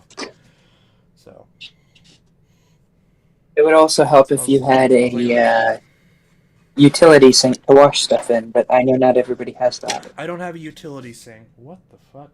I don't have a utility sink, but I just installed a really powerful shower head on my shower, like one of the ones where it has like where you can change. You know what I'm talking about? Just a basic shower head with a portable thing, and you can turn the dial to like a water jet option where it's like really strong. So I just did that, and I just sprayed the shit out of all this. And that worked. Wipe down the gasket. But if I can't find the screws for this, I don't know how I'm gonna put it back together. But yeah. And then here's this part. I didn't wash this because I didn't want to mess with the gasket, but I'll wipe that down before I put it back together. And then that's that. This is, of course, an ugly fucking yellow because Dyson's stupid. What just happened? What did Ben say? Oh, spamming probably. But yeah. And that's quite dusty. Although better than I would say a customer would keep it. Yeah. Dusty, but not bad. Although this one is starting to do what all of them do eventually. Yeah, for sure. Disintegrate. Those tempos were excellent. Yes. There was. Ooh, which? Okay, what did I just miss? I just missed a good. I'm not invited. Oh shit! Let me invite you to the. If Robert has a bitch fit, I'll just tell him it's okay. Let me see. Let's see.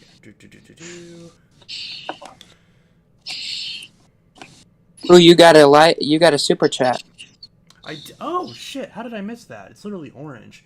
The Strange One sent 1999. Sup? Thank you. Thank you for buying me a Snuggie. Let's see.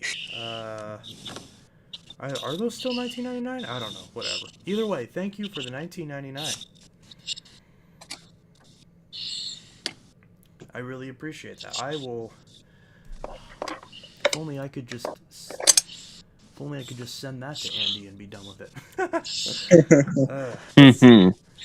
Let's see. Let's see. Everyone's talking about vacuums, and I'm just showing off some of my records. There we go. Shocking that TTI 5 years ago had better customer service than Shark did. Now it's the reverse. Okay, I just invited Hey man, Mason. He things should be able change. to pop in, hopefully. So I want him to be able to be a part of this, if possible. If there's anybody else that I missed who's in my server but doesn't have an invite here, let me know. I'll vouch for all of you in case Robert wants to be a pickle. Ew. I remember you when you told him Robert, happy birthday. You obviously. said, "Happy birthday, you pickle." Yeah, that sounds like something I would do. Where is that screw tray? Sucks when you misplace stuff. I know. Like, because I have two of them. So I have one over here, but I don't think this isn't the one that has the Dyson screws in it. Because, yeah, none of these are Dyson screws. This is like, it's got the tempo screws, and then just a bunch of other random shit, but none of these are Dyson screws. So I'm trying to find... But on the bright side, I did find my easy button. That was easy. Let's see. Yeah, that's hilarious. Stuff. Over still making the Probably get a That was easy. No, they don't. ID on they that. don't- What'd you say? So you probably get a content ID on that, a copyright Oh thing. shit! I better not. I haven't so far. I've been using this for a little bit. So by all means, if it does, then I'll do a video of me smashing it. That would be so. Let's see. But I mean, this thing was 79 cents at a Goodwill. I hope I don't get copyright for this because I love this button. I really do. Whose Discord server is this? That's the one. That's the one that we're all in, Mason. Yep. Let's see. Yeah. What are you guys' opinions on the older Hoover tempos? I haven't technically used an older tempo. I've used the wind tunnels, obviously, but I'm not invited. I just invited. It was pretty good. Yeah. I think obviously the older ones are going to be better than the TTI ones, than the newer ones. Because if you're gonna have the newer one, you might as well just get the current one at that point, because the motor in it's much worse. But they still do a good. I think they still clean better in the new one, because for some reason my new one does not clean that well. Like, it's not bad, but it's not great either. The bagless version, which has the exact same brush roll and the exact same design, it's 10 years old, and yet it cleans better than the one that's brand new out of the box, and I don't know why that is. That's weird. Yeah, I don't know if I just got a defective one or what. Well, I know that you did that bag modification so it doesn't leak anymore. Yeah, Like, and I wouldn't expect that to change anything. No, It'd probably and- make no, it better. and because I used it for about like 2 weeks prior to doing that.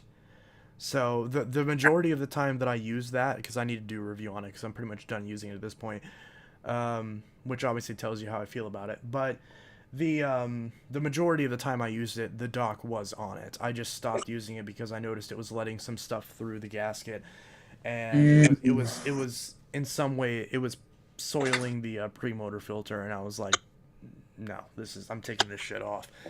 And so yeah, and plus it's better with it off anyways, because then the bag door actually goes on properly. You can use more bags with it without having to worry about it sitting in that weird collar. It's just better in every way. I know some people are like, it's easier because you can just put it in there and then put it on. I'm like, no, it's easier to just put the damn bag on, at least in my opinion. I'm sure there's probably some people out there where doing that is easier, but for me personally, no, that came off. I'm just happy that I can remove it, but I still don't like the thing. Most collectors would agree with you removing that dock if it makes it not seal.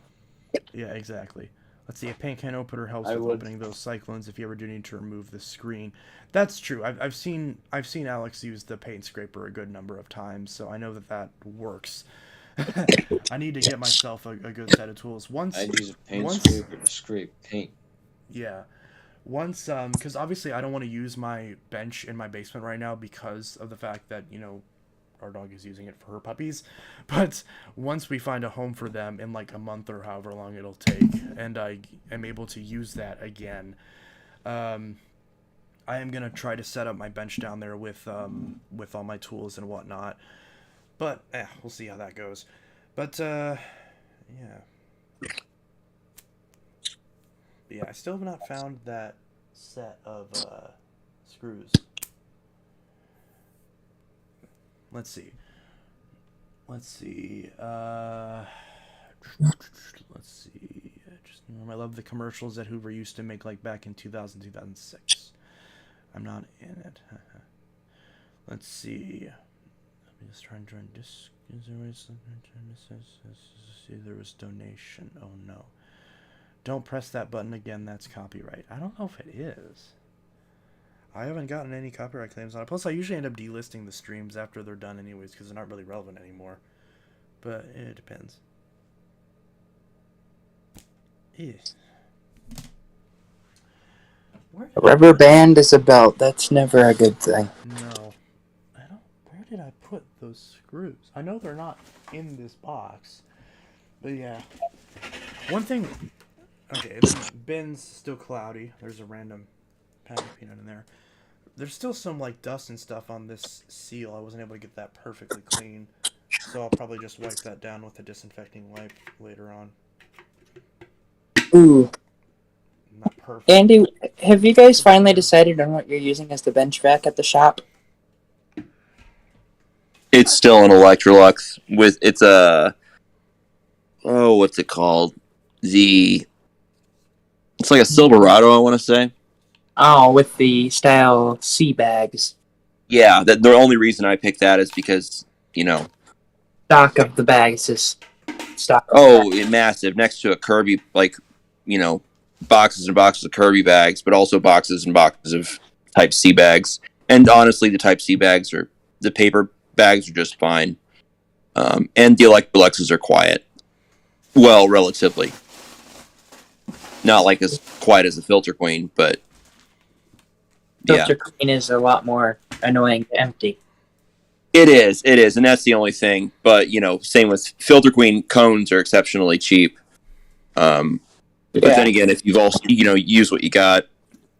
And use what Robert you used to use a Kirby. Mm-hmm. And, it sounds silly, but honestly, it works just fine. Because most people aren't going to be vacuuming up things that would break a fan in a vacuum. No. But... Here's what I use, a properly mounted beam with a bag in it. That's a HEPA bag. So. Nice. And I just had recently washed the self-cleaning filter and the muffler foam, so no more dust will come out of it. Does that exhaust outside? It's inside for now. I'll eventually do it outside if I feel like it. It's just, with the HEPA bags, I'm not dealing with dust going everywhere. As if I was using it with just the factory stuff, I would have it vented outside. Because the factory stuff is just not very good with those. They leak. And that's really the only reason that beams are not very reliable compared to other units if you have a Alliance specifically. That's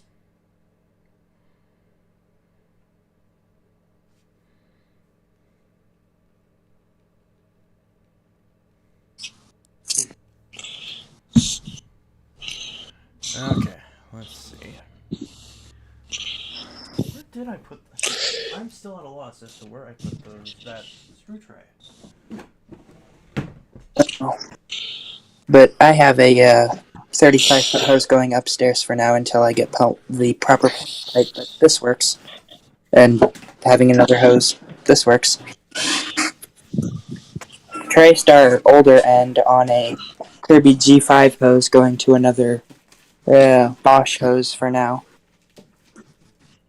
I don't like having the 30-foot hose anymore. Better to have the shorter hose. This is where I work mostly, so works out. Definitely be able to unclog anything a normal person would suck up.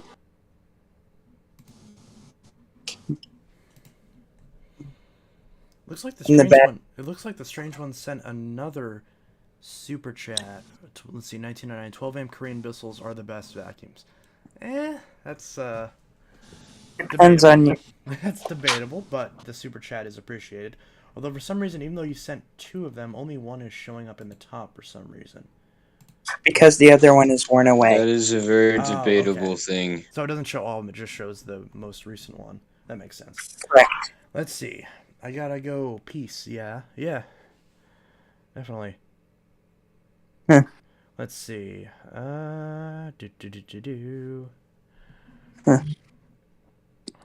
But yeah, so I gotta find that.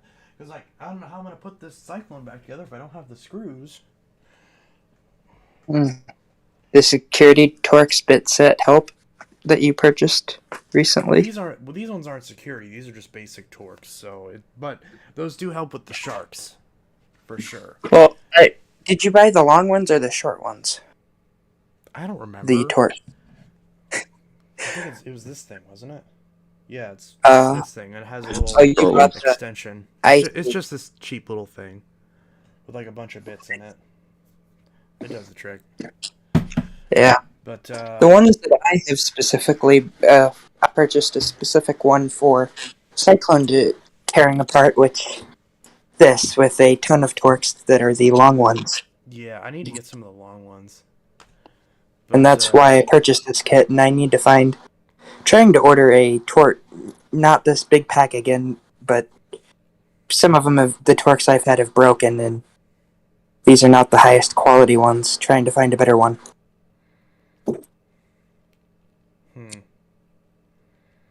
But lately for the last year they've been on sale for $20 from $26 the whole time. So I guess that kind of shows quality.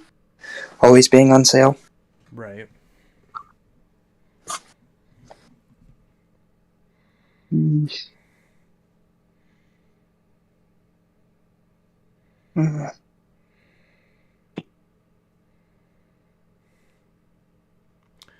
If I can lie, more like the worst vacuums ever. Dyson, Seabone, Riccar are the best vacuums. Fair enough. Best bagless, best quality, and then some would say best innovation. Right. I'm trying to let Mason join this, but I don't know why it's just spitting error messages out. Inactive channel. That's weird. Check the ban list of the server. I swear to God, if Robert banned him, I'd be fucking pissed. Wouldn't be surprised though. No, because if he's banned, he wouldn't be in this server at all.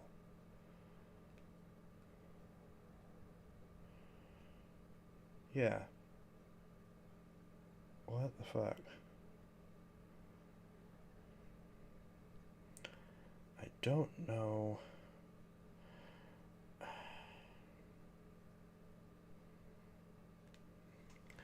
Let's see. There are things far worse than Korean whistles, and there are things far better. That's true. Yeah, for some reason... Why is everybody muted? Okay, so... Oh.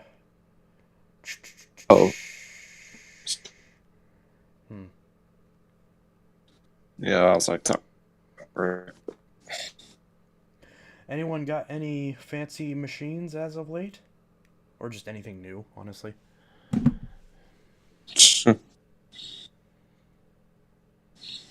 I got my Hoover React out of storage. And I also got my DC-07 out of storage recently. That filter queen. You know, Filter Queen does make some nice machines. It's just the price tag of the new ones. That's why they're not selling as many as they used to. Well, that and there's not. They're not very modern, you know. Not as innovative as others, but Yeah. they're the first bagless vacuum that hit the market that actually had a cyclone.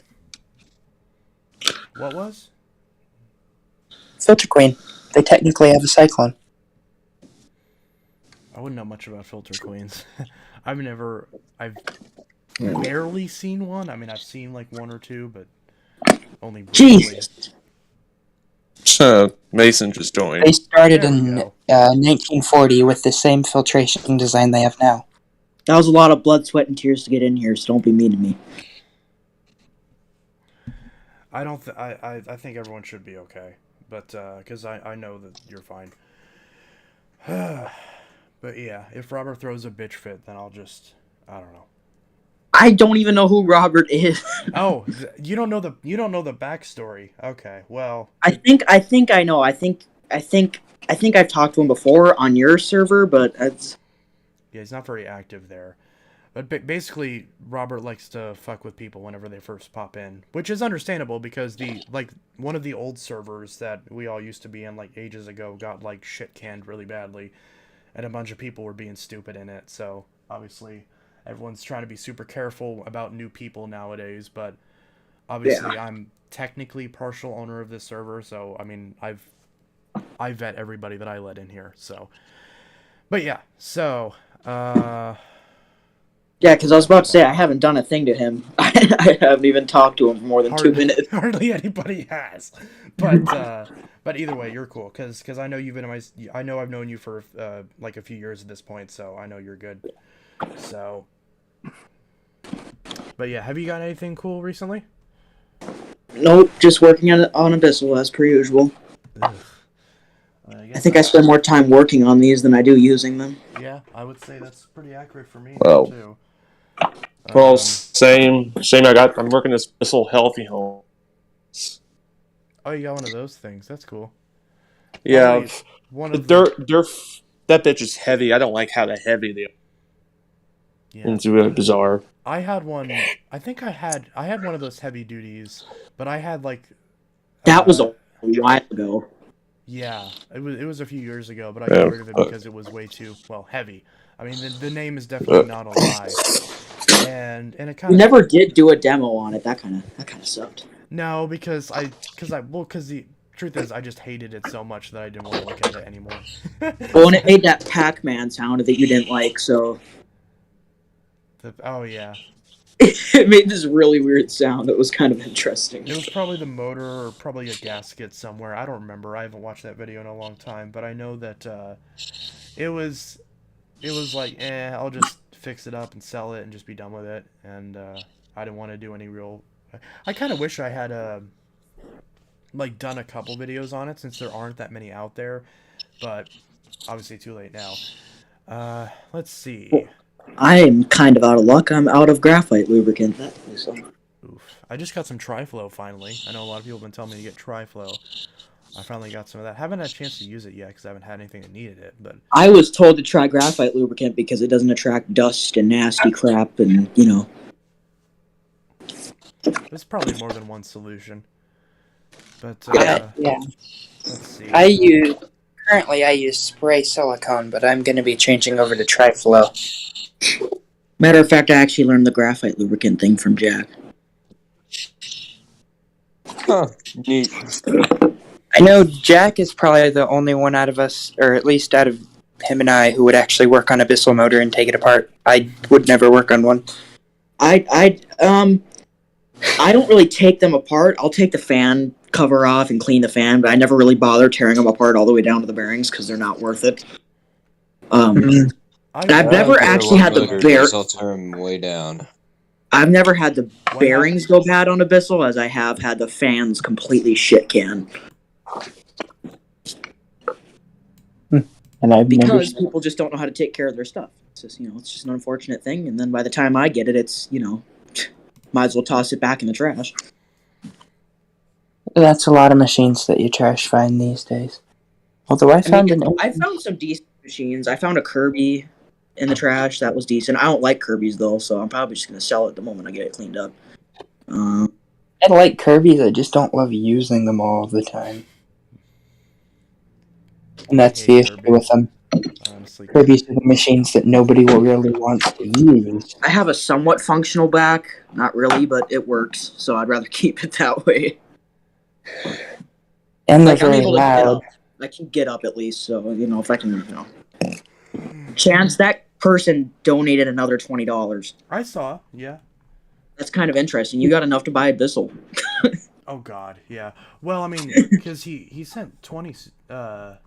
No, I almost said 20 super chats. Oh my God, no, he sent two $20 super chats. So I have $40. $49.98 or $39.98. I mean, wait, yeah, I got that right. But yeah. So let's see. Whatever happened to that 89.75? I just ended up selling it. Honestly, I didn't even You had two of them. I did, and they both sounded like shit. I honestly didn't even bother fixing them because I ended up just like selling them for $10 a piece just as someone didn't care about how loud they were, and I was just like, I give up on these, because like they weren't in very good shape, and I just didn't really have the motivation to rebuild them. So, because I would like to be able to actually rebuild motors, like strip motors apart, rebuild them with bearings and everything, and not have to change motors as whole assemblies. I just don't have the tools necessary to actually pull them apart, and I've never actually tried. So I'm sure I could do it. I've just never done it before, but I'm sure that's something I could figure out. One of these days I'll probably try to grab the tools and take some of my machines that have shot motors anyways, like the M-Power, like the whatever else, and just get used to tearing them apart. So that way when Start on a machine you don't care about. Yeah. Start on some where the motor's already shot, where you would have fixed it anyway, so if you fuck it up, it's already dead, so, obviously... Once you do it a couple of times, you get used to it. Yeah. Yeah, it's super easy. Yeah. I don't think it'll be hard. It's just a matter of actually getting the tools and then doing it a couple times, and then it'll, just like everything else, it'll be supernatural. It's just like a Dyson clutch. Like, I've done it only a couple times, but now it's pretty... I don't want to say easy, but it's like... It's not. I still haven't done one yet, but Dylan keeps threatening me to get a Dyson with a clutch, so I'm gonna have to learn. He's like, Mason, don't get another ball Dyson. You need to try one with a clutch. I'm like, well, they clean like shit, but yeah, I'll get one, whatever. Yeah, I mean, I'm selling a couple. I'm selling this 33 once I'm done with it, but nobody ever wants a 33, so there's no point in me ever mentioning that. When I think 33, I think a 14 that's better quality, and I want the 14. Yeah. I do got the 14. 33s were good when they were sold at Walmart, but Yeah, or whenever Dyson had them for there was a brief time when Dyson had them refurbished for $100. Walmart.com that was still actually has kind them. of a steal for a decent Dyson. Walmart.com still has them. What? I haven't been able to find them in stock. Is that a glitch, kind of like the Bissell Power Force Compact, where it said it was the original Compact and it wasn't, and then people got the new Compact? Because they sold those they sold blue DC-33s at Walmart for $180 all the way through half of 2018, and then they finally just stopped. So that was also around the time. Then you could still buy them refurbished direct from Dyson through 2020. Both out of stock. Yeah, I remember. So bored of rebuilding Bissell brush rolls, I gotta say. I don't bother rebuilding Bissell brush rollers because half the time. Because now they're getting expensive, especially the wide path ones. So I don't know. You can get a big huge pack of bearings for $10, and then you can rebuild Bissell brush rolls for life. So yeah. Well, the only reason I don't bother rebuilding Bissell brush rollers is because trying to get them apart is always a bitch, whereas Hoover and Phantoms and Eureka. I'll post a video. I have a big hack to do it. You'll have to watch it. I've seen Vac Labs hack where you do some stupid shit to pop it off and all that, and it's just, I don't know. It just because I have an easy way to do it. Every time that I've tried to do that, I end up just breaking the end caps off the brush rollers. So That's why I just kind of gave up on doing that. I was like, I'll just change these. I have a really good way of doing it. I'll But tell yeah. you this, my way of doing it only requires a hammer and a screwdriver. If you have that, after watching my video, you'll be good to go. That's what I've tried. I've tried the way that VacLab does it, where you just like try to pop it off on one end, but then I end up missing, and the screwdriver slips, and then I crack the fucking end cap. But because my hands might just not be steady enough for that, I don't know. Yeah, But too much sugar, Chance. Does anyone else know where you can find a Dirt Devil Featherlight brush roll? Well, Chance, there might be one in that one of yours. Wait, what kind of Featherlight? A bagless? What? A bagless? Well, duh. A Dirt Devil? Like the. Are you talking about the one that's like a breeze, or the one? Yeah, so like a bagless Featherlight that's basically just a breeze with a black handle. Yes. I might have a brush roll. I need It's some the Dirt one Devil that 4 5 requires- for my Blizzle. It's the one that requires both of the edges to be, the belt tip spindle to be fairly close together, and not the one that's the huge hump. I don't know. Does it have square ends on each end? Did I shove that back in the machine? I must have. Because once we can see, you have a DCO7 pink. Look at that. It's an animal and a pink. I have a pink, but it needs a new front piece, and this one it needs a clutch. I also have a pink. It needs a clutch because I took the clutch for a DC-14. What's the one that Tracy's wanted to buy for a while? The full excess, yeah. Yes, the purple one and all that The fun purple, color. orange, the blue, orange, and silver one. That's literally my 3 favorite colors. I've been trying to Yes. find one of those for like ever, but I've just kind of given up at this point. Which one? Dylan bought a The full DCO1. excess. It was a Sears and like Nebraska Furniture Mart exclusive color. It's like a dark blue. What? The body's like a dark blue, and then it's got like silver and orange. I could probably pull up a picture of it. Yeah, I've had one. I just no longer have it. I sold it with a DC-07 pink clutch in it. I honestly can't believe he even considered doing that, and he did it. So Me? no, Dylan bought a DCO1, and it's just, oh my god. Why are you upset with them? I still want a DCO. I'm not upset with him, but he bought a machine that like you have to order more parts from far away. From Europe? Yeah. I mean, sad his thing is in is- pretty good condition, and he had the guts to tear it down to the motor, and now it sounds better. Well- Honestly, when I get a Dyson, I'm like, nope, brittle, too brittle. No, get it away. 3 feet. Don't touch me. Even with my 14 all floors, which my 14 all floors has like no fading at all, I still feel like I'm gonna break the fucking thing when I mess with the clutch in it. Yeah. Me too. Exactly how I feel. So I feel with my 14 and an 07 I fixed just recently. Yeah, this is the. I always hold my breath. Hold your breath, hope for the best. Always. This is Hope the for one. the best and expect the worst. That's what I'm told. This is the one.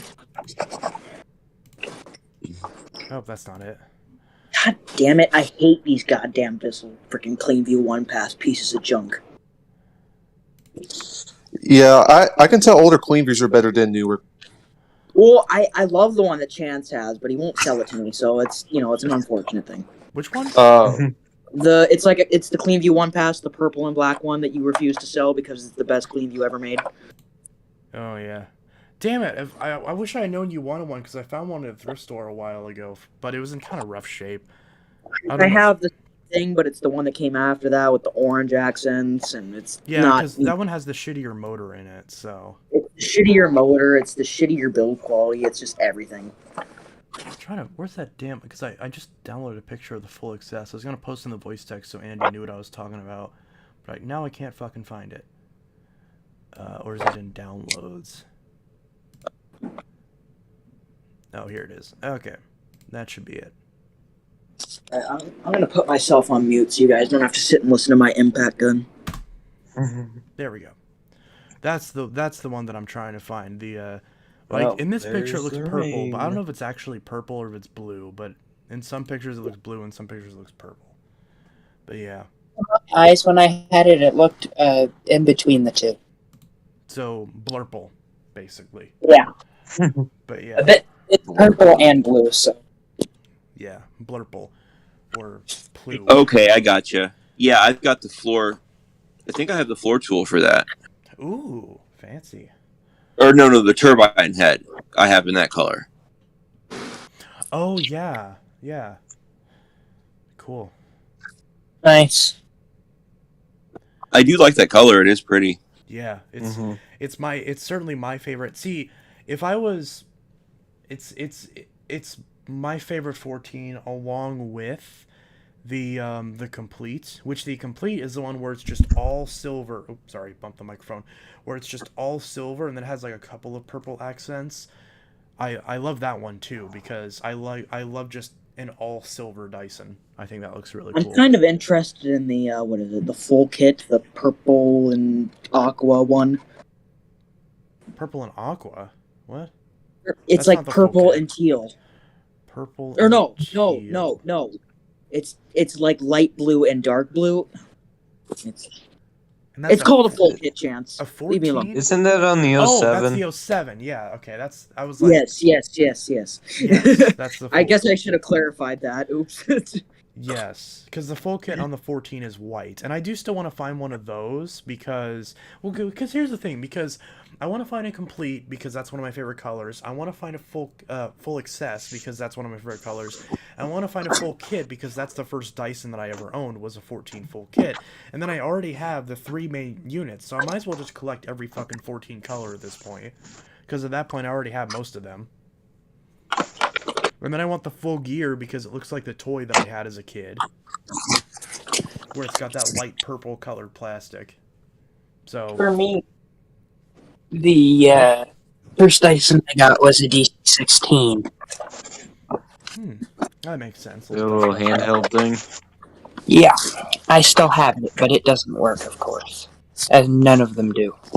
Yeah. See, No, they don't make battery replacements for them, and it's a bitch to handle. Yeah. Well, they no longer make battery chargers. For which? And you can't find battery chargers for them. For the 16. Yeah. The first Dyson handheld. Although it was pretty I bet powerful. you can. Sure you can. If you look on eBay, you could find a unit with one, but Do you it's just like mean what? genuine or what? No, it's just like a 22, not 22 volt. What is it? What are you talking about, Andy? They're not anything special. It's just like a DC plug that's small. No. The Isn't it? DC-16 has a special dock that the machine... Oh, that's right. Yeah, I'm crazy. Cool. We're all fucking crazy. You're good. That's oh my why god! you can't find it. Yeah. Apparently, because I just put my end caps on backwards. Now I gotta take this brush hole apart again. I'm still salty about the fact that I can't find the screws. I was hoping you put that cyclone back together on this stream, but now I can't find the fucking screws. Is your stream still going, Chance? It's supposed to be. I didn't end it. Well, no. Well, I was just wondering because Is it not? Let me check it real quick. I was gonna say, did I accidentally exit out of it? I was gonna check. No, it's still going. It says excellent connection. Yep, But there's only still 4 going. viewers right now, so it's not okay. very Well, maybe active. maybe that kid making nasty comments about you left, and I hope he did. No, I block all those people. There's like 1 or 2 people. I assume it's just one person. They'll just like say Yeah. random I think it's stupid one shit. person that has. They make nasty comments about me. As soon as I say that, dude fucking pops up again. Let me just block this bitch. Unhide user. What the fuck? They're already hidden. How are they still posting comments? Ah, fuck the trolls. You son of a bitch. I'm gonna put you on a fucking wall. Careful, Mark. Don't get too salty. But, Yeah. But yeah, I mean, I find it funny because it's like They say the dumbest things. Yeah, because like if it's funny, don't get me wrong. Like if you're saying shit that's funny, then cool. But it's like Then there's just it's this so shit that's lazy. stupid and gross and unnecessary. I don't even consider it Yeah. gross. I just think it's pathetic. And plus, it makes me feel uncomfortable. Well, yeah, that's obviously the whole point. But, you know, I never usually give the trolls any... I usually don't even address it. I just block them and move on. Because Exactly. obviously they want you to address it. Because us talking about it right now is making them want to... They're probably in their browser right now creating like 17 more fake accounts because they have nothing better to do with their lives. And, yeah, you gotta feel for them a little bit. You gotta have some empathy. Not really.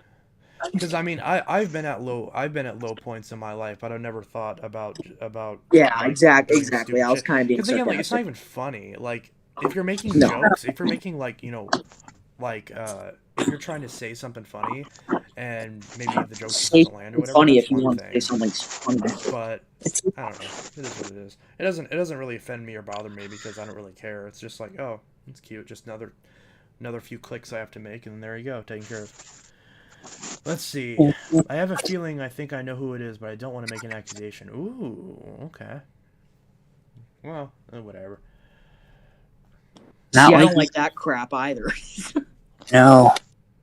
I have a feeling that I know who it is. There honestly should be like a limit to how many accounts you can make. Like, you know. Well, first off, here's one thing that I think YouTube should do, because I find it really ridiculous how I, as a creator, can't start live streaming if I make a new channel, even if it's on the same account that I already have an established channel with. But then people can just make any random account and comment on any stream within 2 seconds. Like, that's kind of broken. It should be either one or the other. Like, it shouldn't... Those two things shouldn't both exist, because then you're giving people who are trolls and who are just trying to, you know, be stupid all the opportunity to do what they want to do, but then the legitimate creators that are an established platform and have an established credential with YouTube, they don't get to live stream. Because, like, because I've started other channels, but I don't really bother to do anything with it because you can't live stream, you can't monetize videos. Like, you have to start over all again, even if it's on the same Gmail account that already is monetized and is already linked with AdSense. It doesn't make any sense to me. Because I've said a million times that, you know, oh, I want to start a political channel, I want to start a podcast channel, I want to start a comedy channel, and I don't bother because, you know, you have to start over with that all over again, and you can't, like, migrate your shit from another channel, even if it's on the same account with the same AdSense, which is just really weird to me. I forget that you're one of those political savvy people. What'd you say? I forget that you're one of those political savvy people. Yeah, I have a political channel, but I don't do anything with it. I did one video like back in 2018, like covering the midterm elections, and then I just like abandoned it. I just like privated all those videos, and I just gave up because I was like, this is fucking stupid. I don't care. Well, I mean, I care, but it's like, this isn't gonna get off the ground because, as we know, YouTube doesn't like it whenever you talk about politics, unless you are already a very big company in that space, like your CNN or Fox News or something like that. If you're any independent creator, then you get shit canned by YouTube anyways. Dude, no matter what side of the spectrum you're on, so no point. People get like political about like favorite news shows, like oh, my favorite is Fox News, my favorite is CNN 10. No, my favorite is It doesn't matter what your favorite news is. They all suck. Yeah. They're all dog shit, honestly. They used to be good, now they're all shit, honestly. They all have these random... I would say there's a particular brand, in my opinion, that's the worst, but I shouldn't say anything. Go ahead. Go ahead, we don't judge. I'll just say Fox News is a piece of shit, CNN sucks, and MSNBC is shit. There we go. We've covered all the bases. Although Fox, in my opinion, right-wing media sucks, left-wing media sucks, and centrist media sucks. They all suck. They all do shitty. Yeah. Anyways, social media platforms are better. Anyways, talking to people who are in that area. Yeah. Let's see. What even is happening? Someone tell me, please, because I just joined literally seconds ago. We're all just talking about shit. And I have a feeling I already read that. Let's see. Apparently some people are trying to ask Jack a question. Do you still have that red Ultra Swivel Glide? When did I have an Ultra Soul Glide? No, they're asking that for me. Oh, oops. Okay. Whose stream is it again? It's fine. I don't care if people want to ask questions. I find that really weird whenever I'm in like Dylan's stream or when I'm in someone else's stream and then people start asking me questions. It's like, I mean, I'll answer them, but it's like, Okay. like I don't care. It's just I feel bad because I feel like I'm hijacking this other person's stream. Yeah. Because I guess like dare I say this? I guess I'm like the closest person who's like famous out of all of us, but that's obviously a huge tongue-in-cheek like half-assed way of putting that because any find me in vacuum other places. YouTube channel that gets 1,000 subscribers is pretty good considering it's vacuum cleaners. That's true. I have 264 at the moment with no videos at the moment because I do not like how I had my audio quality. Gotta start somewhere. My early videos were dog shit. No. That just false. He's not talking. What videos are you talking about? Like when you first started in 2018? Wow, no, I mean like my channel's videos when they first started back in 2015. Those were logically very bad. I remember my first video, which I've never followed up on this because I feel like it's just a meme at this point.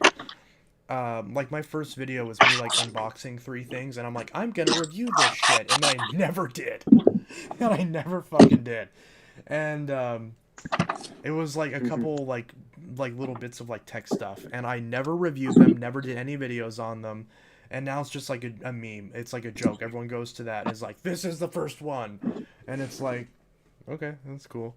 And like you hear my voice, I'm like, what's up, guys? This is or at the time I was like, what's up, guys? This is that GTA fan 720. And I'm watching, and I'm just like, oh my I know, God, I forget that your channel was a different fucking name. idiot, shut up.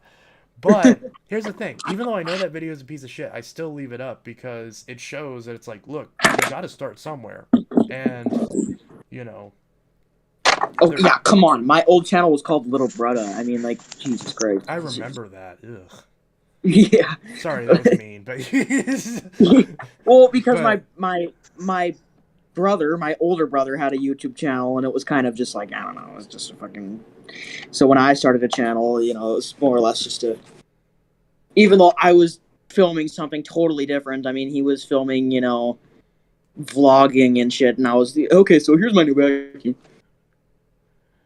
Let's see. Why are you saying new Eurekas are bad, but your favorite vacuum is a new Eureka? Which one of my favorite vacuums? It's not really new. It was discontinued 10 years ago. So what are they talking? Are they talking about the Whirlwind Lightspeed that I was talking about? No, they're talking about my airspeed bagless. Oh, they're talking to you. Okay, sorry, that's confusing. I like the airspeed bagless. I think those are. Yeah, I don't really like mine. I mean, I think the filter's fucking stupid on it, but What, the cylinder filter in there? I've used those, and it's definitely better than the ones with the cyclones. Honestly, wait, which? I had. But one then of the again, I also one of love the my newer ones Eureka that had the Lightspeed, so cyclones, one of the newer airspeeds with the cyclones, and it's my rewind one, and honestly, it wasn't that bad. It depends on the Eureka. lightweight I airspeed. honestly like it better than the old school airspeed, but I ended up just selling it because it had a weird issue with the hose. But not enough to like make it like unusable. It was just enough to annoy me. But let's see. Wait, Intelitech, do you still have that Dirt Devil that you got in a vacuum save video along with the blue Smart Vac and the blue Dead Dyson? I don't remember. I think they're talking about the Dirt Devil Eye. Oh yeah, I still have that. I've been meaning to do a video on that because I know everyone's asking about it because there's no videos on it, and I get that. I just haven't gotten around to fixing it yet. It's just clogged. And The VAX version, but no videos of the Dirt Devil version. Yeah, because I know Roger has the Vax version, but oops, sorry. But yeah, that machine, I need to unclog it. It needs something with the motor. I don't know if it's just because of the clog or if the motor actually is going bad. And then it needs both of the power switches, which I don't know if I can find those. I haven't looked. I haven't pulled it apart yet. But yeah, so it needs a good amount of work. So I just haven't I haven't bothered to do anything with it yet, which I will at some point. I will, but I know people keep asking about that, but it's just not on the priority list right now. Because the thing I always tell people is that when there's a machine that I'm gonna keep, it's actually at the back of my priority list because I'm gonna prioritize fixing the ones that I want to sell, because that way the sooner I get them fixed, the sooner I can list them, the sooner they can sell. So that's why vacuums that I keep generally take a while to get fixed. Hence why it took me 2.5 years to put a new motor in that 10 amp Fury. So, as a good example. But I might head off, so I'm gonna let my devices charged, and I will see you guys later, I guess. All right, see you later, Marco. You take care. Yeah. Oh, you too. Yeah, take care, Marco. Yes, but did you use it? Did I use what? The original airspeeds were okay. Yeah, they're okay. Nice device. He's talking about my airspeed bagless, and I was like, have you actually used one? I was like, I've worked on one, but did you actually use it? Who's that? Were you asking that, or were they asking that? I asked them if they actually used one, and they were asking, like, why is it my favorite? I'm like, because it cleans good. Oh. Depends on the machine, I'd say. From this shitty belt. The only reason that the DC or the Ball Animal 2 is my daily driver is because it's the best cleaning Dyson. Yep. I'm right now. I'm dailying the UP13, which is the Ball Total Clean, formerly known as the Ball Multifloor 1. But yeah, that's the newest. Yeah, it's the newest Dyson that I currently have. Because the Kinetic, in terms of when I think is technically like 6 months younger in terms of like release date. I think the Kinetic is technically like 6 months younger than it. But if we're talking about new to you, the UP13 is the newest Dyson you've gotten. No matter which way you slice it, it's the newest Dyson that I have. So, yeah. So, and it cleans just as well as the Kinetic, but it's not a big, bulky piece of shit like the Kinetic is. Wait, I thought you had a Ball Animal too. No, I don't have a Ball Animal 2. I do, though. I was going to get one, but I never got around to it because I've been waiting for Dyson to come out with more stock of them refurbished. Same story with the Multifloor 2, and that has not happened since the year started. Since like December, that has not started. They have not gotten those back in stock, so I've not been able to get one. Because I'm not paying for. I feel like they're better for carpet, like for a house that's all carpet. But yeah, good vacuums. I like it. I have all carpet in my house, and I like it. It just cleans really well. Doesn't clean as well as the EBK 360, sadly.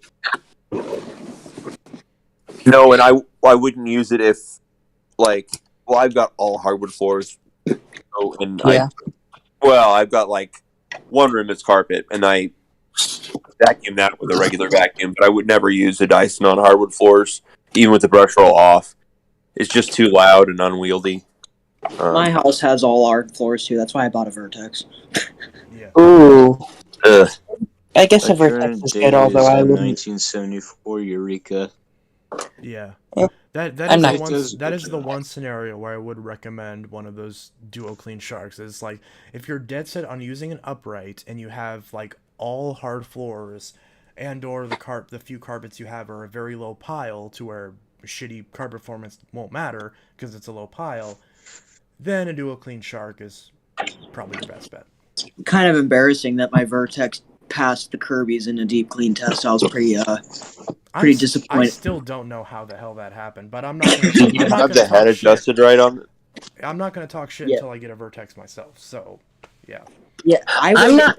Mine is used. I bought mine. The guy used it like 3 times, and he's like, "Yeah, I don't need one." And I'm like, "Okay, well, I bought it. I got mine for like $175. And used it like twice." I'll say this: I would say even my Ball Animal 2 out cleans most Kirby's, all of the Kirby's I own. Just about every Kirby. I those would are tend to cleaned. agree with that as well. I just recently used my diamond for the first time on my carpet, and it was very underwhelming. They just don't perform as well as a lot of older collectors claim. Yeah, no. I don't like. I think I need to Kirby's put a very different much. brush roller in it because I think some people have said the if it's brush roller adjusted isn't the right, one. if the Kirby's adjusted right, do you? Yes. You turn the vacuum on and then you lower it down twice. Yes. And then you got to have a belt on it that's good, and you got to have a decent brush roll that doesn't have short vibrators. Remember though, the moment you take one pass, the belts are a one pass thing only. One pass, okay, time to change the belt. Then you can take another pass, change the belt again, take another pass, change the belt again.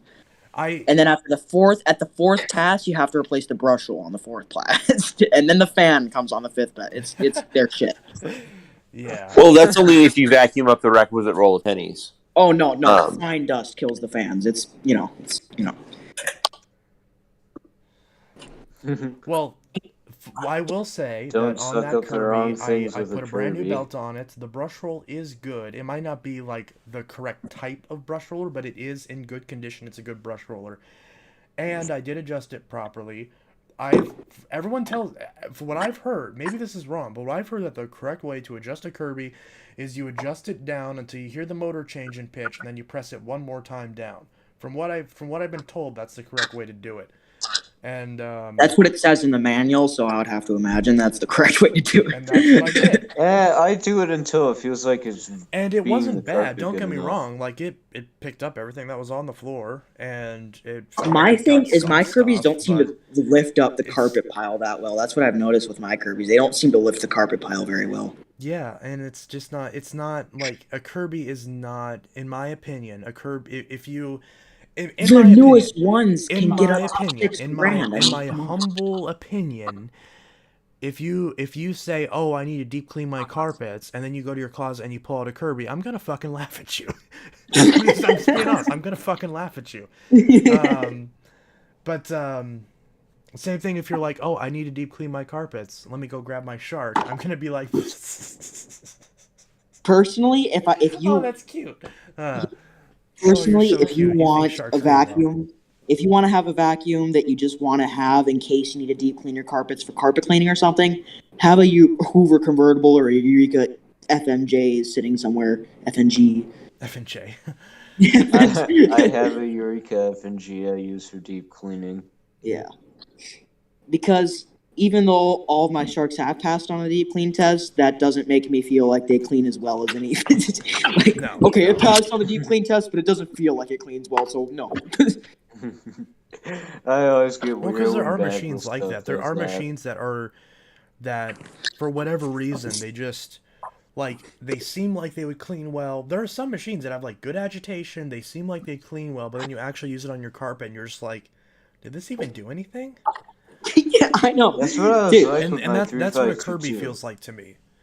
Yeah. Same. That's what Dylan's thoughts were on the SIBO X4 that he got. He's like, well, Performance Reviews said this was really good, so I'm going to give it a try. And then it smears the dirt all over the carpet. They're not that great. I will say, the G1 or the G2, just any of the models with the manual carpet height adjustment instead of the automatic, night and day difference. Those are better. Difference. Because I have an X5. Now, granted, everyone's like, Alex is like, your X5 doesn't count because yours is fucked. Blah, blah. Okay, great, whatever. But my X5 is honestly a piece of shit. And that may be just because of the bearing block or whatever part of it that's fucked up being fucked up. But it still is just not a pleasant machine to use. And poor Alex.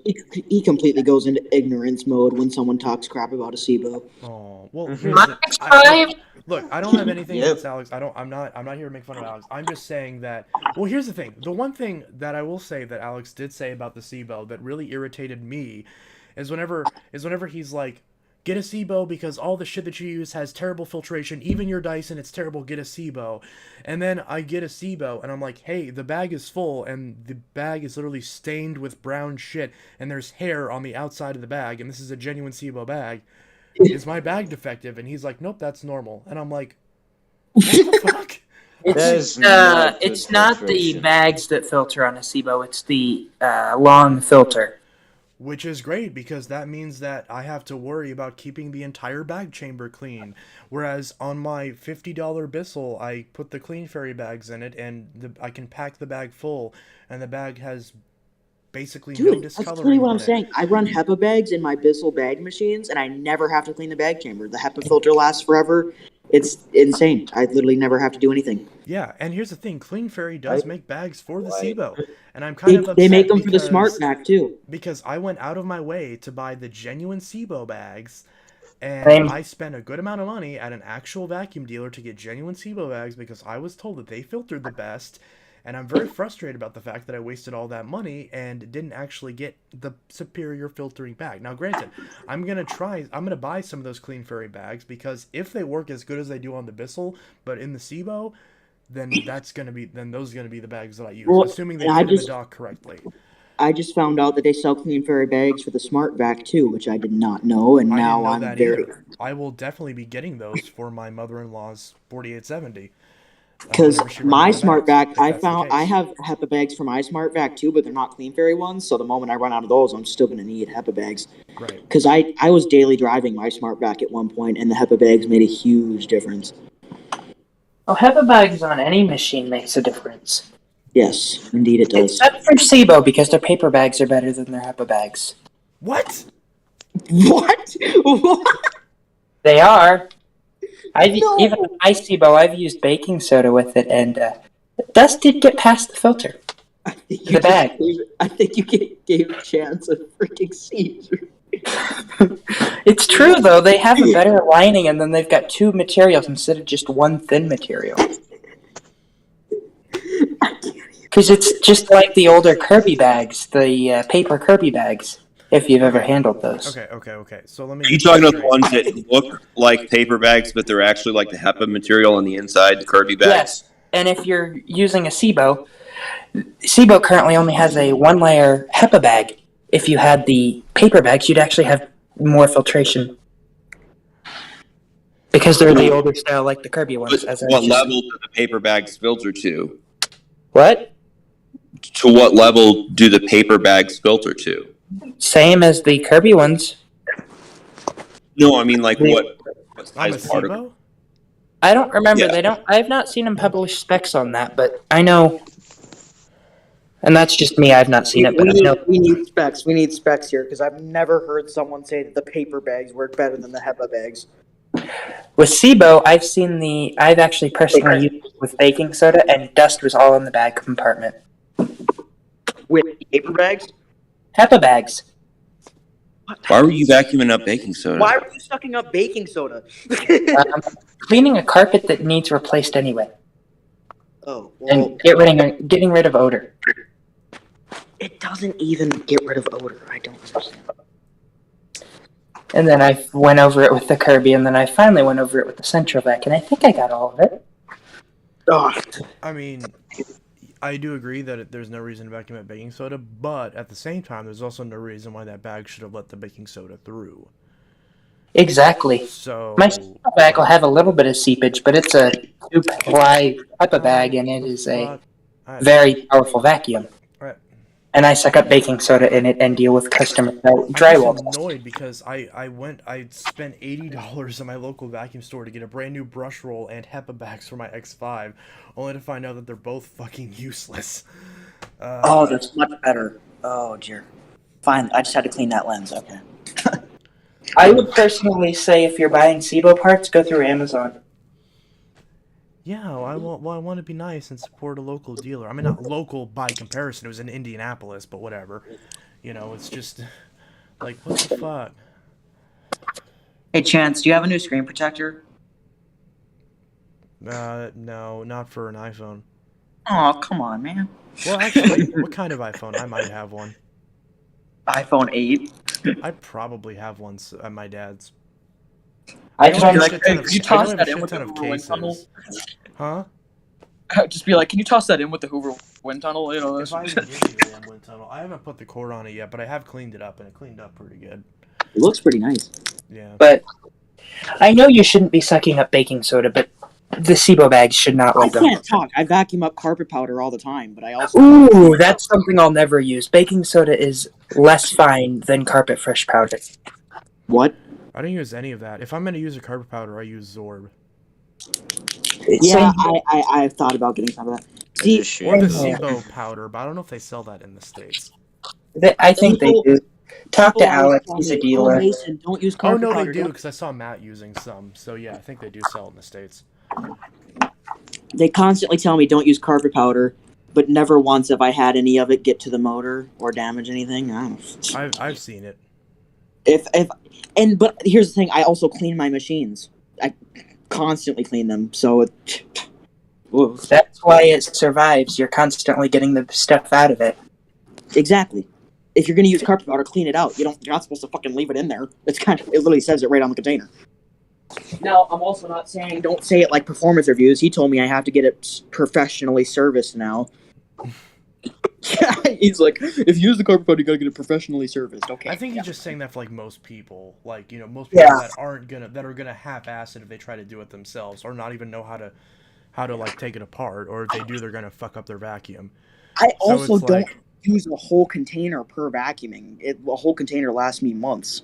Well, I think he did that just because he wanted to kill that shark. Oh no! I'm not even talking about that. I'm just saying in general, it's the little bit of carpet powder I use is just to make it smell nice. Yeah, I'd rather just use Zorb. Although Zorb smells like it smells like ointment or something like that. Or I can just light an incense and it does the same thing. I just get the wax cubes. Powder for scent, and I rarely ever use baking soda. I've only done that like twice. And for me, baking soda, That reminds me. After I went over all that with after I went over that area with the SIBO first, then I went over it with the Kirby, and finally my Dyson Ball Animal 2. I got half a canister with the Ball Animal 2. Oh yeah, it's because Kirby's grind the sand in. And the SIBOs do too. Yep. And I'm not promoting Dyson. I do not love them, but they the clean better than the SIBO with automatic height adjustment. Me and Dylan were just talking about how the Animal 2 isn't necessarily the funnest machine to use on a daily basis, but they do clean well, and you can't argue that. They do clean well, but they're not the best cleaners. I feel like the multi-floor would be the better choice because it cleans just as well, yet it's more lightweight, and it doesn't have the flaw with the back hose not being replaceable. Yes. If you can get over the ugly fucking yellow color that I can't stand on Dysons, but what I actually want to do one of these days is I want to get a Dyson Slim Ball, which I know I have one, but the cord's too short. I know there's a version that has a longer cord, and I want to get the Slim Ball, which is the same as the multi-floor too, but it doesn't have the stupid yellow shit. I want to just put a cord on it. What? Just put a cord on it if you want a longer cord. Just buy a Dyson genuine cord off eBay that's 30 feet. Right. I could do that, but I don't feel like it. So wire in an extension cord. But I'm going to well, because I would never use an extension cord. The first Dyson Slim Ball that I bought, I want to leave that one stock, but I want to get another one and then put an extra. First off, put an extra long cord on it, and I want to take a lot of the blue parts from the Dyson Ball Animal 2 Total Clean, the ones that will fit, because obviously it's a slightly larger vacuum, but the blue parts that will fit, like the handle, the wand, the head, shit like that, and put that on there. And I know they make a blue Cyclone for the Slim Ball, and then just have basically a blue multi-floor too. You could also find one that's a DC-40 if you really wanted to. No, because the DC-40 you can't swap the power heads because it uses its own connector. It does it? I don't remember that. Mm-hmm. I tried it with mine. Yep, so the DC-40 is unfortunately stuck with its shitty power head. The small ass one? Okay. I did not know that. Mm-hmm. You know what the worst paper bags are? Single ply. No. What?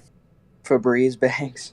They're not horrible, but they're not great either. They're not horrible, but I noticed they have every time you turn it on, there's a dust ring right where it poofs into the bed. I don't know. It's hard to explain.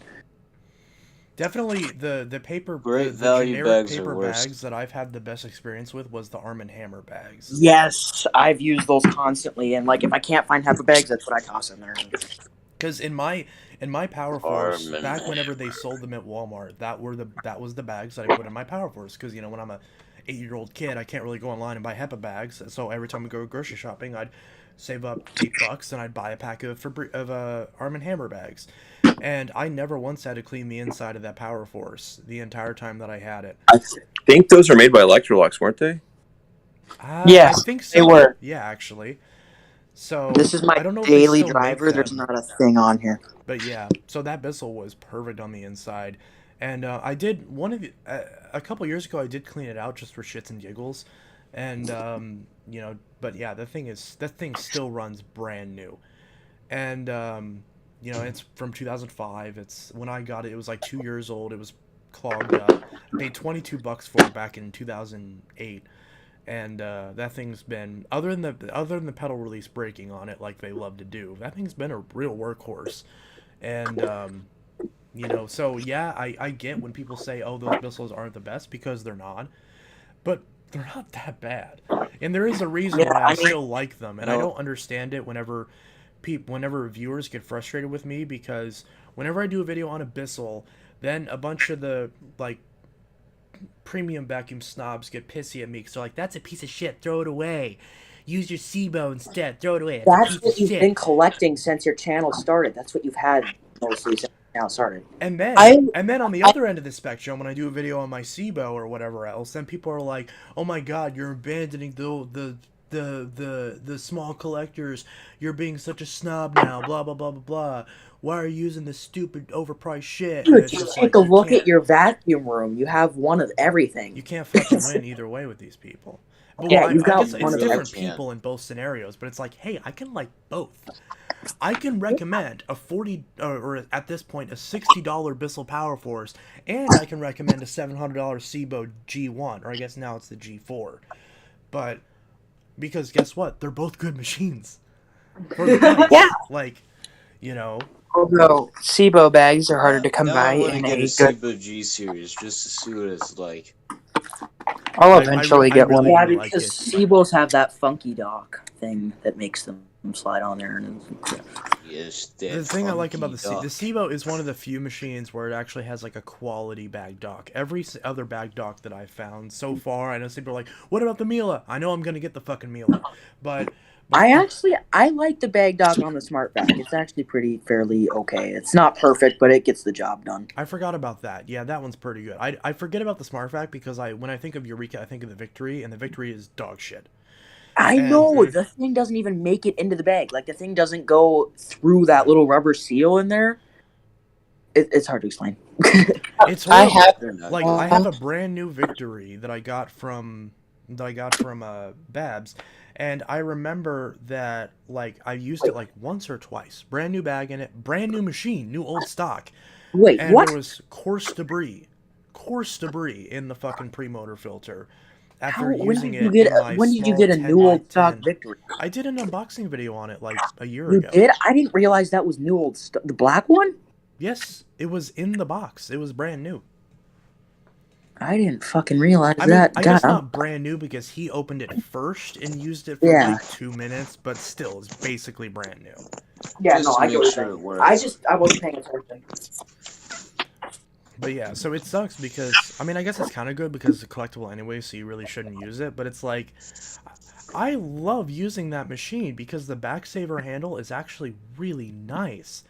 And oh, dude, I wish if they can sell HEPA bags for the Smart Vac, I wish they could somehow make it happen for the Victory, because then I would use it way more. Because I love I have two Victories. I have a 1995 one that I actually got from Marco. He's not in here anymore. And then I got one from a junkyard, actually. They were just sitting in their room, and I'm like, hey, can I have this? And they fucking just gave it to me. Because I was dropping off a bunch of old car parts. And, this is the same docking mechanism they use everywhere. It works great. Yeah. I'm not getting that exact one, but I'm getting the same model from another collector in here fairly soon. Whenever I have the fucking money to get it. But, So I will eventually be getting a Miele U1 as well as I forgot what model Panasonic it is, but be prepared for shipping to cost a decent amount of money and you're back to hate it. Yeah, I don't even know why I'm gonna bother because Dude, guys, I'm mainly just getting it to review it. I don't think I'm actually gonna like the thing. I've had this for 3 years. I don't daily it. Only time I dailied it was when I was using it as a central vac power unit 2 years ago. Ugh. Not heavy, very heavy. Guys, Yes, you gotta from- stop from threatening Garrett. Chance's back. That's not very nice. I'm No, just it's saying fine. because this kills my back, Yeah, and I've got a good back. yeah. That's why, I'm like, not gonna when like people it. when people are like, Mason, why do you use Bissell Power Force bags and crap? I'm like, because I'm able to carry them. Because they weigh literally nothing. Yeah, Yeah. they're built kind of shittily, They're but really- Not the older ones. The older ones are pretty sturdy, considering. right. But the older ones are also heavier than the newer ones, so you do get the Yeah. newer ones are lighter weight. They yes, they are lesser build quality, but they are lighter weight, so there is a I trade-off there. would like to get a newer one just to add to my collection. I'll probably daily drive it, honestly, with HEPA bags. But I also have, I literally have the what is this thing? I think mine's the 711Y7-V. I think is what it. Yeah, I think it is. It's a 10. It's a 10 amper. Yeah, if it's a 10 amp and it has that stretch hose, then it's I like the it's 10 amps more than the identical 12 to my amps. Sanitaire Personally. and my Big Green, but it's just the consumer version of it.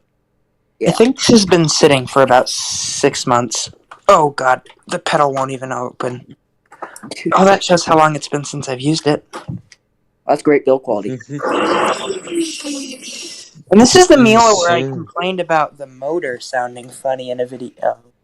Did I not put it together correctly? Sounding funny might be an understatement. That did not sound good at all. I put that back together wrong the last time I had it. Maybe that's why it doesn't like you. Well, Did you put like a Eureka? Is there like a Eureka whirlwind motor in there, or is that? God. No, that's factory. Clean view. That's a factory motor. Old Bissell Clean View motor. Let's get the light out. My Clean View 2 sounds fine, but that's because it has the cylinder filter when they switched the filter design, which I'm glad they did because they were way better. Look at what I accidentally did. What did you?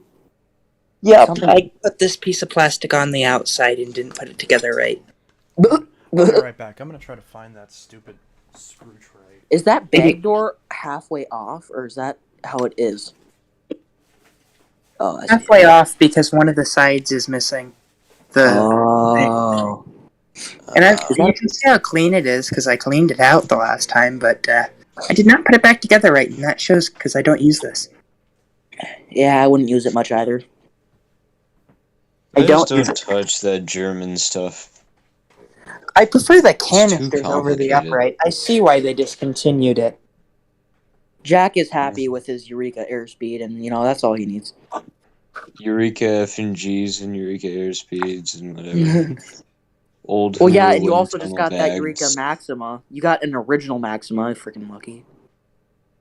Yeah, although I do need to put some new motor bearings in it because the old ones were messed up. It doesn't sound too bad. It could sound worse. Yeah, but when I pulled back on it, it would make a bad squealing noise, and I was like, okay, it's time for some new ones. I found the screws. They were on my entertainment center underneath some turnovers. I really want freaking one of those magnetic things.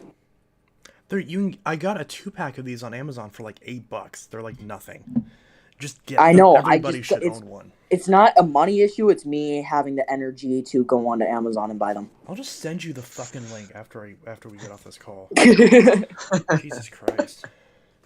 Okay, let's put that bitch in there. Then we're gonna put this yellow ugly bitch that in seal here. there. That seal is it's like a foamy rubber on my DC-25. It's really dumb. This is not a 25. It That's sucks. a 33. I forgot to clean this gasket. I don't care. I'll just leave it. It's fine. The worst part is trying to get the screw underneath here. That one's a bitch. What are you working on right now? What is that? The 33 Cyclone. DC-33 Cyclone. I'm just putting it back together. I already cleaned it out. Oh, fuck. Yeah. And You're doing a great job here, James. Shut up. But yeah, so you can see all the holes in there. Oh, yeah. How do they work so well? That's my question. How do cyclones work so well? Always a few holes in a piece of plastic. I hate it. It's like, what makes these stupid things work so well? James Dyson was smoking some crazy shit, but I mean, it works. No, something about him and his Dyson seem to work, but it seems like not a lot of other companies could top it. He finally fixed the issue of them not cleaning well. So now, but he's doing a shit job at advertising that. So now they're losing all their market share to Shark, and it's really annoying because now the Dysons are actually really good. But then, I mean, they have their issues still. I mean, I don't like the cordless stuff they're coming out with. I know. I'm pissed that Dyson. That Dyson completely discontinued cordless stuff. I am not happy about corded stuff. They haven't discontinued it. They're just not bothering to like make it any better. They're not even going to make any new models. Is what I mean. Like they're not putting any effort into it anymore. Yeah, they're still manufacturing the Animal and the Multi-Floor too. Yeah. Well, apparently they're thinking about they're going to sell what they have left and then they're going to stop. If they do, then I better fucking get one because those are going to be collectible if they're going to be the last Dyson uprights. That's another reason I'm still trying to get both of those, even though obviously I have basically the same machines and plus to review. I want to be. You have the Kinetic too, sadly. Yeah. No, I'm glad I have the Kinetic because those are going to be collectible at some point. I was thinking about selling. I think it will. I like the idea of them. I like the idea of them, but the whole HEPA filter thing really turns me off. Yeah, because I need to get like a set of. Where's my? What is it like? It's gonna be extra collectible if it has a good motor in it. Yeah, mine does. Oh yeah.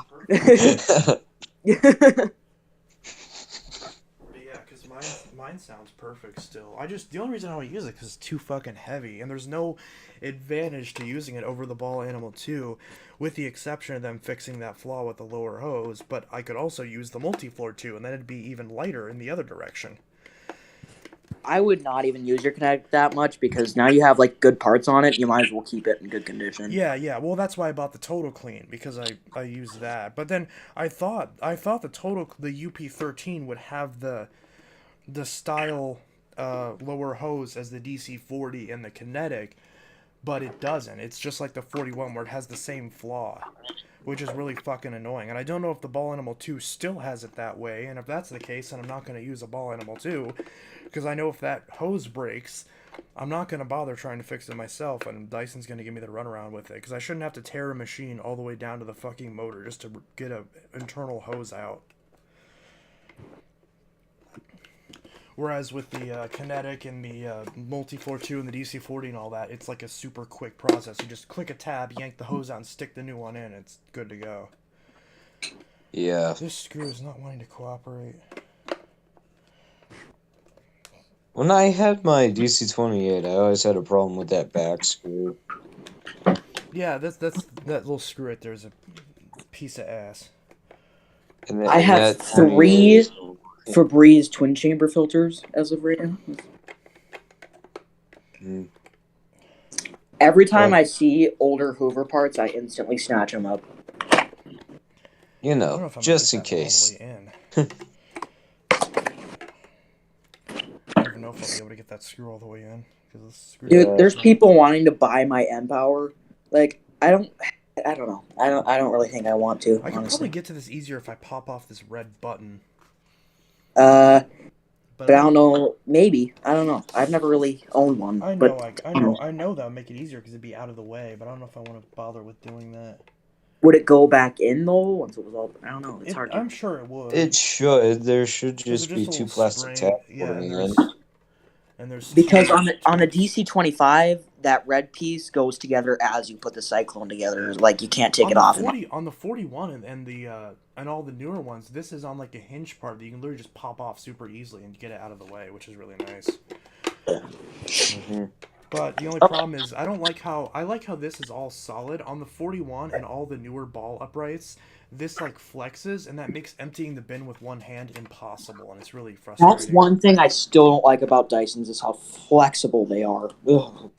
Yeah. I don't. It's like when you steer them, the handle steers instead of the power head. It really They're irritates me. creaky. Yes, creaky as well. Yeah, when they're new, see, because my ball total clean is a lot nicer than my 41 in that regard, but I've heard some people say that's just because my 41's worn out, and then some people say, oh, they actually did improve it, and I'm not sure which is accurate. Like my DC-25, it's actually pretty sturdy for the most part until I ram it into a wall a few times, then it starts to feel pretty crappy. But I'm kidding. I don't actually All do these that. screws are going at a funny angle. I don't know why. Oh, But I can't remember what Dyson it. it was that I used, but I think it was a DC-41, and I just remember going to steer it, and well, I felt like I was breaking something. Yeah, that's why I didn't like the 41 when I first tried it, because my aunt had one. Because Well, it's the handle. The handle moved like a solid 2 inches before the ball actually started moving. Wait a minute. Did I seriously just start screwing on the top of that, screwing on the white piece? God damn it. Brain fart.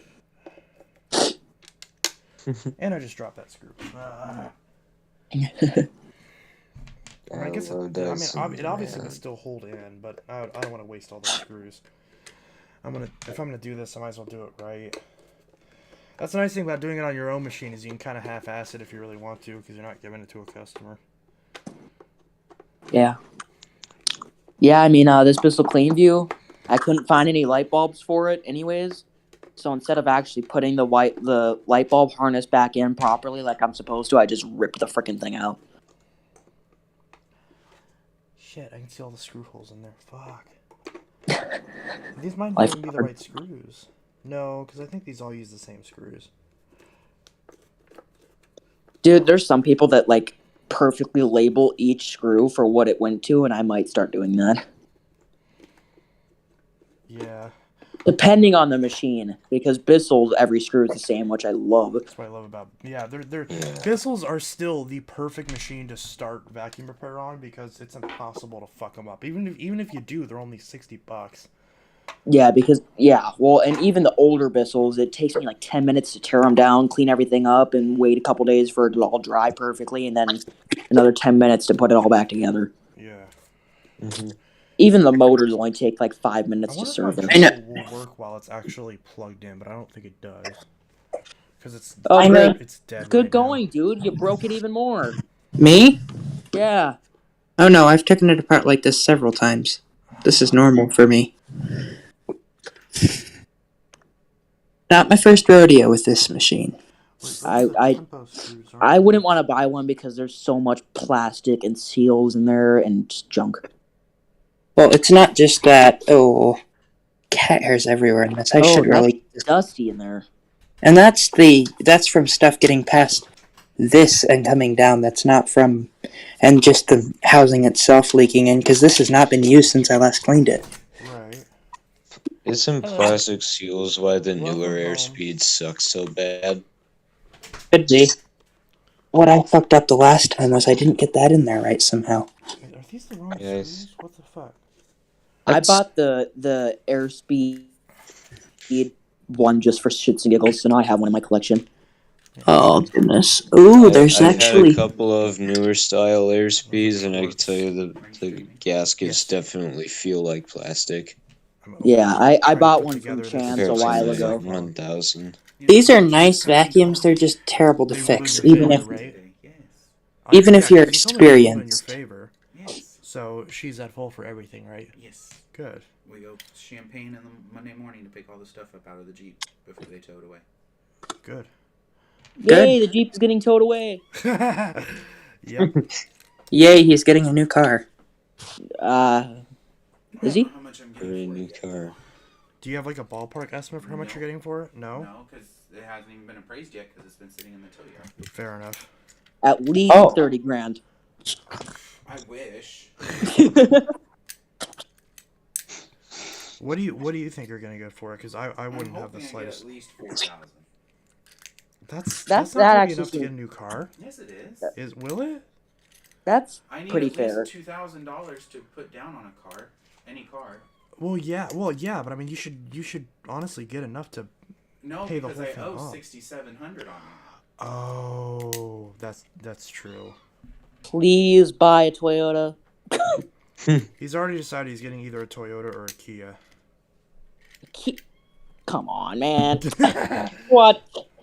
Oh, okay, so I might get something really reliable, but I might get something really unreliable. I don't know. I forgot Actually, where these fucking Kias can be screws go. depending on the Kia. Depending on the Kia, they can be pretty okay. Okay. Yeah, From my what grandma I've has a heard, Sportage this could that be lasts bullshit, a but from long what I've time heard, some already. Kia, I've heard that some Kias are made by Toyota. I don't know how much I buy that. Well, because Lexus is made by Toyota, so Yeah. Where the fuck are all these? Okay, so personally, all I these are have the is right Ford, screws. so I don't. I would not believe that a single Kia is made by Toyota. Kias have too many issues to be made by Toyota. There we go. These are the right screws, because this I don't white know, thing Chance. uses I think Torx. Riley would look pretty good in a Torx Prius. screws. I don't know, man. I think. Kias, to my knowledge, constantly have motors blowing up.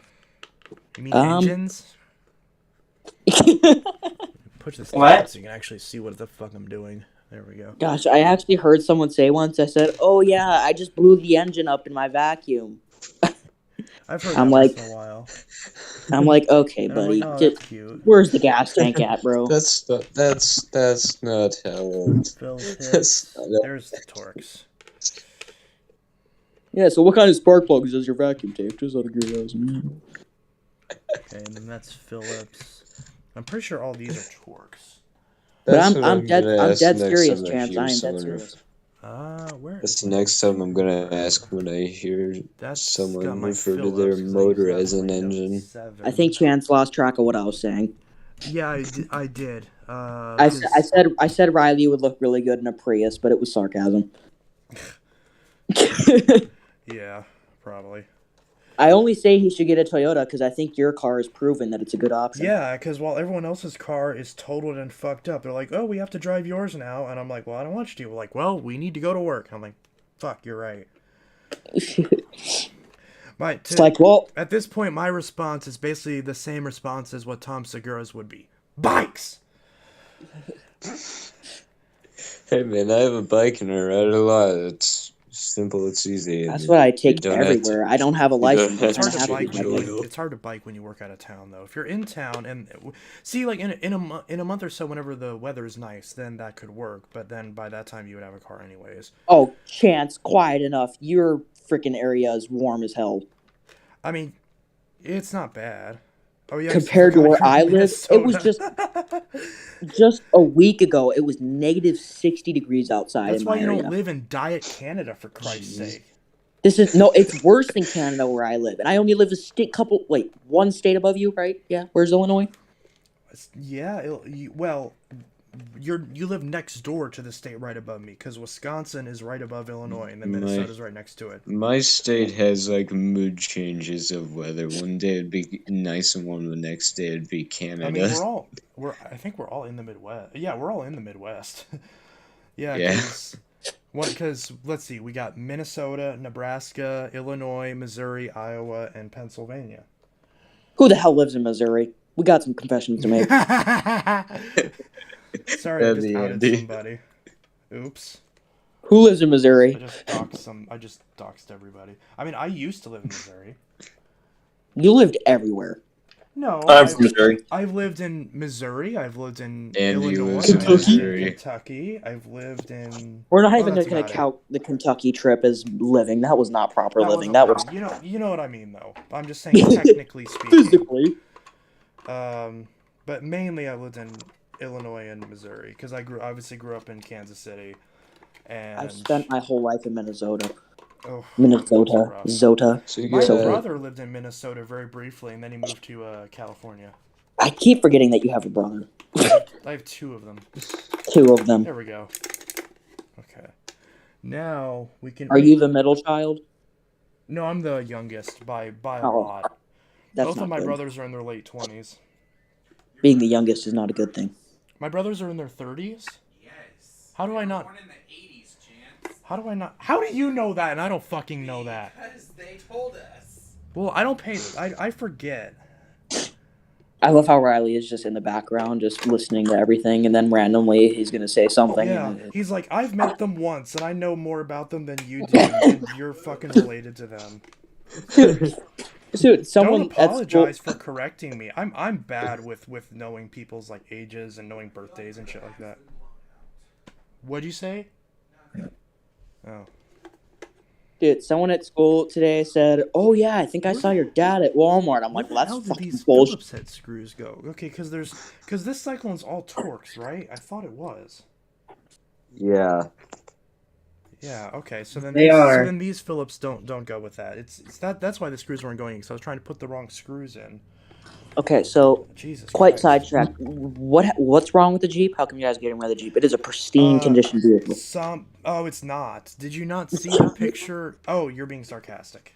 Yeah. I was gonna say, yeah, some dumb bitch ran a stop sign, and yeah, that's the result. Of course of they did. Welcome to America. Well, it was already giving you guys issues anyways, so. It was kind of funny because he joked like, "Oh, I hope someone fucking hits me and totals it," and then of course a few days later it happens, and he was freaking out, and I'm like, "Why are you freaking out? You got exactly what you wanted. Nobody got hurt. The Jeep is totaled. The other driver's 100% at fault. Like, you're gonna get a new car." If you had a dash cam, Look, dude, that'd that lead goes even in more so evidence. much easier. But... Look at that. I know. I'm trying to get Chance to install his dash cam, but he doesn't listen. I keep forgetting to. I really need to. Especially in the area that you live in, you probably should. No, yeah, like literally, our landlord told us, like, "Oh yeah, by the way, our city doesn't have enough money to arrest people, so get a gun." And we're like, "What the fuck?" Your landlord seems pretty chill. He doesn't know how to paint walls, but he seems pretty good. No, it's not that he doesn't know how to. It's that's how we got the better deal on this place. Because obviously, the more work he would put into it, the more expensive it would be. Whereas if we do it, then we get our rent lowered. So once we do that, our rent's gonna go down. Yeah, well then again, if you guys fix it up, and then if you guys end up buying it, you have to make it good enough for a bank to approve it for a loan. Oh, that's true. Now, I doubt they're going to care if there's, some crappy paint jobs, but, I mean, like, they might not if there's holes in the... It's not... No, yeah, it's not... I mean, there's a couple holes in the wall, but it's not that bad. There's a couple holes in the wall by the stairs, and that's it. There's no holes anywhere else. Chance, did you fall down the stairs again? Is that what you're trying to tell me? No, Riley fell down the stairs. Did he actually? Yeah. Well, not oh, jeez. But, he put a hole, above the... Where did that screw go? God damn it. That's what he gets for driving a Jeep. I dropped a black screw on fucking brown carpet, and it's hard to find. Now he knows. Don't drive Jeeps. They make you clumsy. Wait a minute. Am I missing a screw? I'm missing a fucking screw. Is it on the magnet? Probably in here. But yeah, and then the other hole was actually there when we moved it. So there's only one hole in the wall when we moved it. I guess there's another one by the kitchen, but it'll be easy. The point is the few holes that there are, they'll be very easy to patch up. So it's not a big deal. And Jack, what are you laughing about over here? Don't you daily drive a fire truck or something? No, not yet. Not yet. I would not want to drive one of those. To drive without someone watching me. Oh, that's unfortunate. I found the last screw. So I wanted one of these breakfast thingies, and I didn't read the instructions on the first one, and I set the microwave on fire.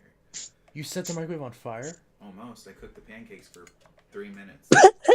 I cooked mine earlier for 1.5 minutes, and that seemed to do the trick. Mine was 30 seconds, and they're just fine this time. Yeah, you can't set it. You just gave your grandma our other microwave, so you can't set this one on fire. I'm buying this one tomorrow. Yeah, you're buying me that retro one, the teal one. There we go. I've never seen you get so excited about a microwave, but oh my god, it's so pretty, and I'm gonna get the matching fridge with it too. It's built like a piece of shit, but it's a $50 microwave. So what can you? We had this retro red microwave, and 3 minutes solid, and it couldn't freaking warm up a goddamn hot dog. Yeah. Also, one other thing that's stupid here's the only flaw that I found so far with my Dyson Ball Total Clean is that the combination tool is defective, so the brush won't click onto the end. So every time I try to use the brush to dust, it pops down. So in the meantime, I have the one that I stole off the DC65, but I'm gonna call Dyson one of these days and try to get them to send me a new one. Shark actually sent me an attachment when I got my True Pets as a warranty claim. They wouldn't send me an attachment, but they sent. But I had just explained to them that I had just purchased it. Oh, Oh, here it is. Okay, that's. And it was bent. The only way I got Hoover to cooperate with me was completely lying and freaking. I didn't even really lie, but they didn't want to cooperate to me so I kind of had to twist my words and Photoshop a picture of the core being chopped, and See, I didn't do that. See, whenever I warranty claimed one of my Dirt Devils a while ago, I happened to have a cut cord that looked exactly the same, so I just sent a picture of that.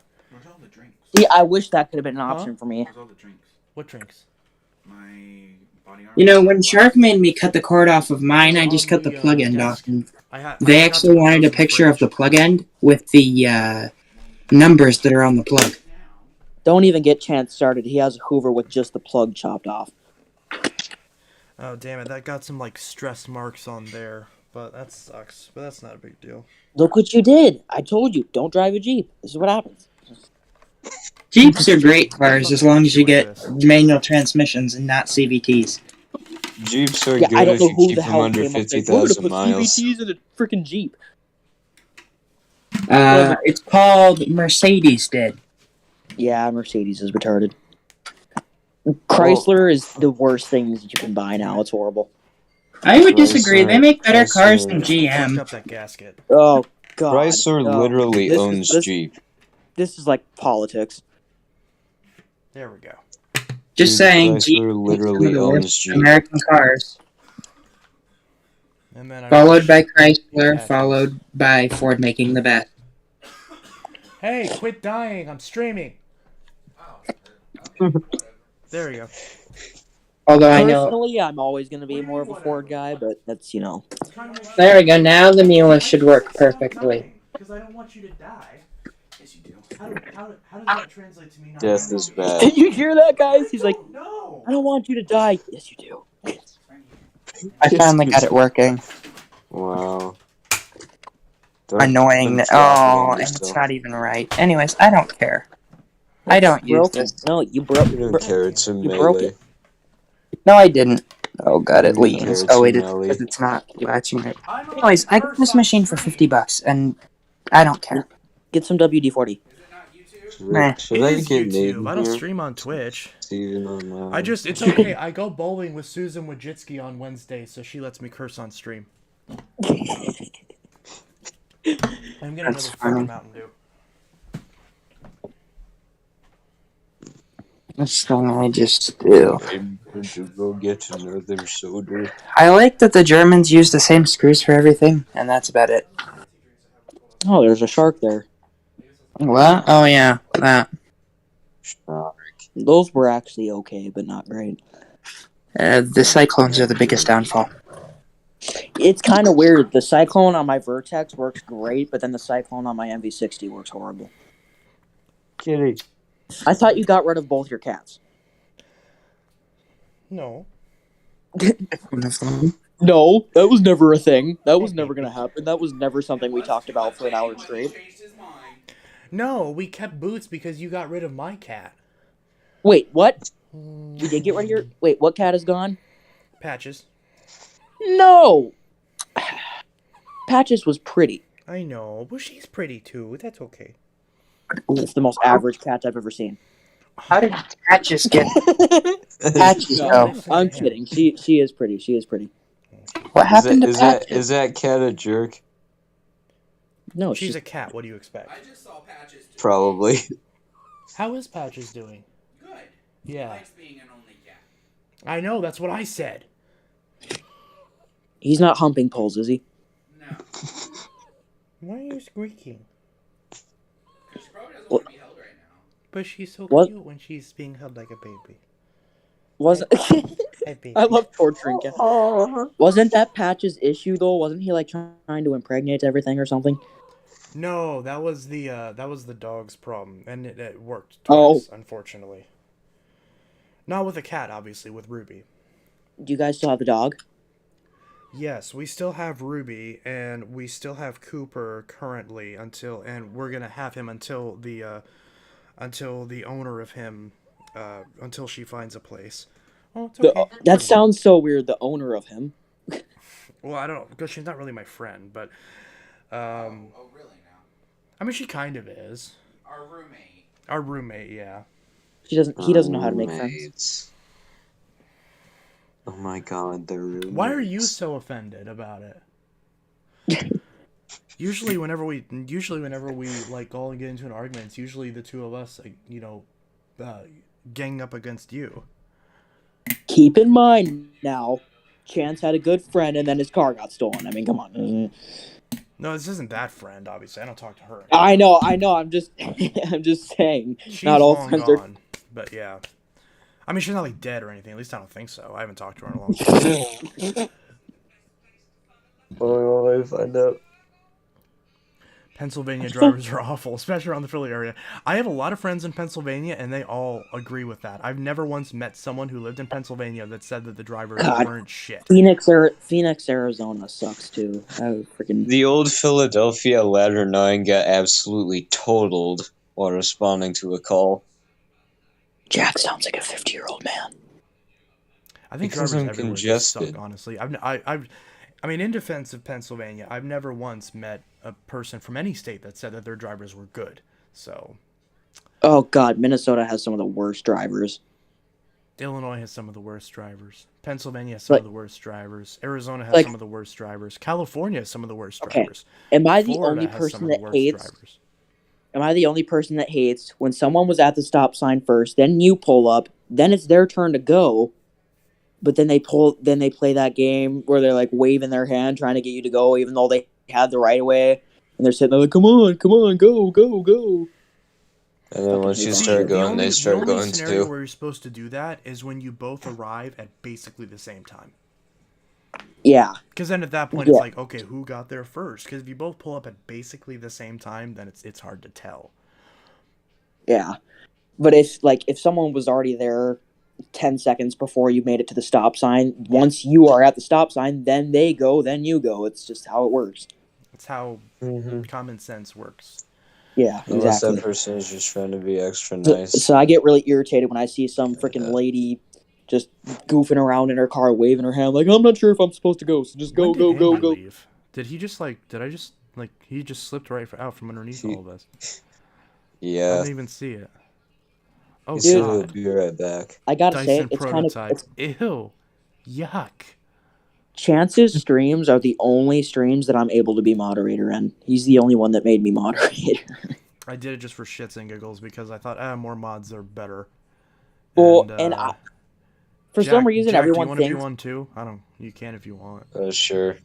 Everyone thinks that if I'm a moderator, I'm going to start shit, but all I do is make sure that no one gets offended. I get rid of comments if they seem like something that is going to be gross or start drama.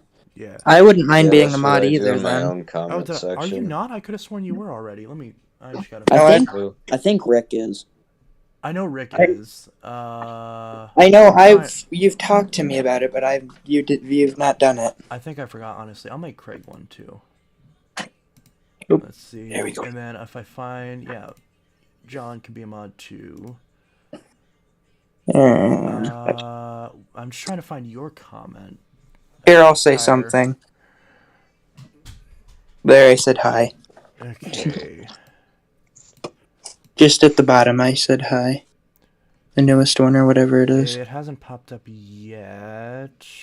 It's like a 10-second delay. Yeah, that's what I was saying, where people were like commenting about shit earlier, and I was like, we gotta give it a sec. Dude, yeah, I know. We should have enough mods they were like, now. they were spamming, trying to make it work better, and no, spamming is not going to help. That makes it worse. You're just gonna it does. Everything. Now, by all means, if you want to spam super chats, go ahead. You can do that. I don't mind that. But anything else is just annoying. No, someone was spamming like YouTube logos earlier, and you got to it before I could. Chance got to it before I could. So. Yeah, if I see it, if it pops up while I'm looking at it, then I'll do it. I'm not going to wait for another mod to do it. The idea is that if there's enough mods, then somebody catches it when it first hits, so that way nobody sees it. Yeah, and honestly, I saw people timing out people if they said like one little cuss word. To me, that's not necessary. If someone says ass in the chat, I don't really care. I don't remember seeing that in this chat, but I have seen that in the past. Yeah, that's what I just mean in general, and I'm like, okay, that's not really necessary. Yeah, I see like cuss a words lot are okay, of, especially if I'm cursing on the stream and then someone says something in the chat, and it's like if I see someone use the N word, I instantly get rid of that. Well, yeah, the N word, but like anything else, Yeah. And anything political, I usually get rid of that because it's just not worth any drama that it can instantly start within seconds. I like talking politics, but the problem is people can't be fucking civil about it. I know, that's what I'm saying. Like, even if we can be civil about it, the next thing we need is cops coming to your house and... Because I'm like, because I'm the kind of person where it's like I can talk about anything and not be offended by it. But I don't. This is one of the reasons why I never bothered to start a political channel, because I'll be honest about this, because I'm not ashamed of my political affiliation. I'm generally more like on the leftward spectrum of things. And wait, what's the left one again? What's the left one? Yeah. Well, I basically I don't know how to respond to that question. What's the left one? What do you mean? I don't know. Like, is that, are you a Republican or are you a Democrat? What's the fucking difference? Well, I mean, that's the thing, is that nowadays, between the two parties, there really is no difference. But, if it was... Like, I didn't know there was a left and right side. I've never even heard someone say that before. Politics is a dangerous game. It is, unfortunately, and it shouldn't be. It frankly shouldn't be. Politics is stupid. There's no reason for people to get upset about anything political, even hot button issues like gun rights, abortion, war. Like, people should be able to talk about hot button shit and not get offended by it.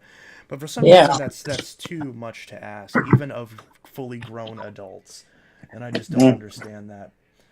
I can understand why you can be a Republican, although that's not my personal view. And I can understand why you'd be a Democrat, because, I mean, I'm not one, but I vote that way because the Republican Party is fucking insane. Both sides are. They are, yeah, don't get me wrong. But at this point, it's starting to get where I just don't want to vote at all. Yeah, I mean... I'm kind of glad I'm not eligible, too. Yeah. Well... I'll be voting in the next cycle because I'll be old enough at that time, but my personal opinion is... Yeah. I'll be voting in the midterms as well. In my voted lifespan, in the last midterms and in my lifespan, in my whole life, 14 years, luckily, I'm not old enough to vote, and there was no president worth voting for throughout 14 years, so I've got nothing to worry about. That's true. Yeah. I haven't missed out on anything. That's what sucked, is that we have the opportunity to have a presidential candidate that would have been worth voting for, and he lost to a carcass. Who's that? Bernie. Oh, yeah, he lost twice. Yeah, I mean, you could argue it was rigged the first time, but the second time he definitely lost, which is really upsetting. But I would agree with the first time possibly being rigged, although I know Trump supporters will highly disagree with that. Wait, what happened?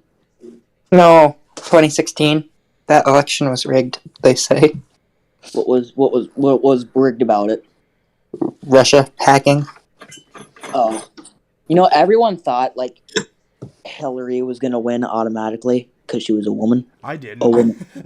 I was one of the people predicting that Trump might have won, but also I'm not sure. I'm honestly not sure if that was just because I was living in a deep red state, and because at the time Missouri wasn't quite a deep red state yet. It would be with Trump starting, but at the time Missouri was still almost competitive. It wasn't quite a battleground, but it wasn't quite safe either at that point. At least it wasn't considered that way. Of course, Trump won it by 20 points, but either way. So you kind of got the illusion that, oh my God, Trump's doing really well here. That probably means he's going to win, because Missouri is usually somewhat competitive, and now it's all in for him. And but I mean, I was kind of thinking she might win, but it's, it wasn't as, even back then, knowing nothing about politics, I was like, this is a knife's edge. It could go either way. Whereas some people were like, oh my gosh, it'll be a landslide, 322 electoral votes, 350 electoral votes, she's gonna blah, blah, blah, blah. And I'm like, I don't know. But I will say that when I did finally do my 2020 election prediction, which I can confirm because I got it on video, I didn't do the margins right. But as far as the states, who was going to win each state, I got 48 out of 50 states right.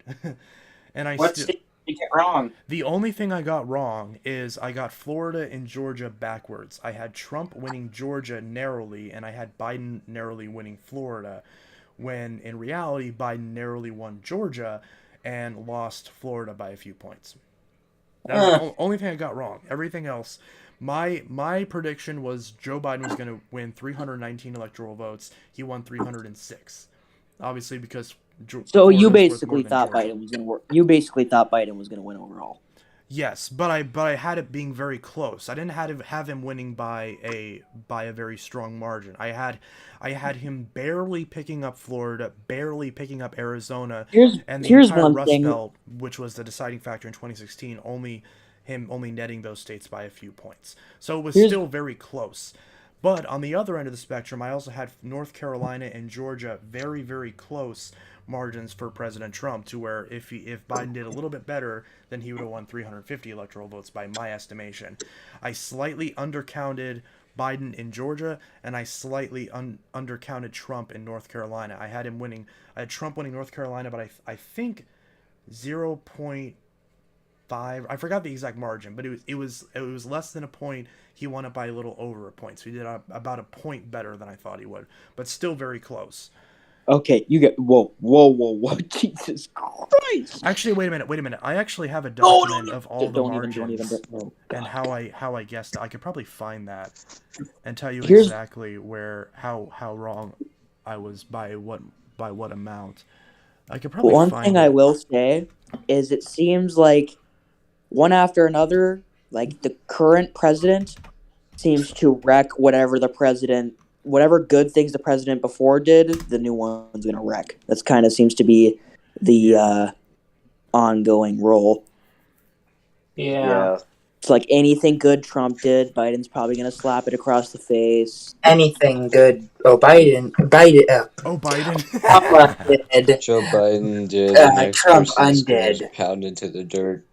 I know you can't. I had that backwards. Well, now Biden's president, but anyway. I'm fine with Biden as long as he doesn't mess anything up. And anything Biden currently does, anything good Biden does, which is nothing, whatever president comes next will wreck everything that he didn't do. So, honestly, Biden's not being as shitty as I thought he was going to be. I thought he was going to be horrible, and he's doing better than I thought. Still not great. He's horrible, but better not as than horrible I thought. as we were expecting. Because I had very low expectations, and he's doing a little bit better than I thought. And I watched his State of the Union address yesterday, and everything he said in it was really good. It's just a matter of, is he actually going to fucking do it? Because if he's going to do it, then that's fantastic. Here's one thing. I hear a lot of people complaining about the shit that Biden does, but then they also say they voted for Biden. Everything he said he was going to do, guess what he's doing? He's doing it. Yeah. And these people voted for him, and they're like, well, fuck, this sucks. I'm like, guess what? You fucking voted for him. Everything he said he was going to do, he's fucking doing it. It's just like when Trump was in office. Because here's the thing. Personally speaking, I used to be of the mindset that if they're both shit, then you can't vote for either of them, because then anytime either one of them fucks up, then you're responsible for it. And that is still true to an extent.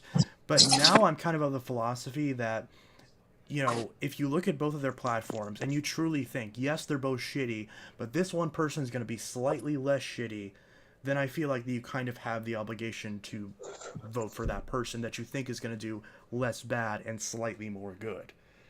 And technically, people would say Biden has more experience since he's already been vice president. Well, that's true, and and before he was vice president, he was in the Senate for like 36 or 38 years. I'm surprised he's not done what they did with the president and make that so you can only have 2 terms. To me, he's just an old fart that doesn't know what he's doing. Well, but he only has 2 terms as president. But if you're the vice president, you can serve 2 terms as.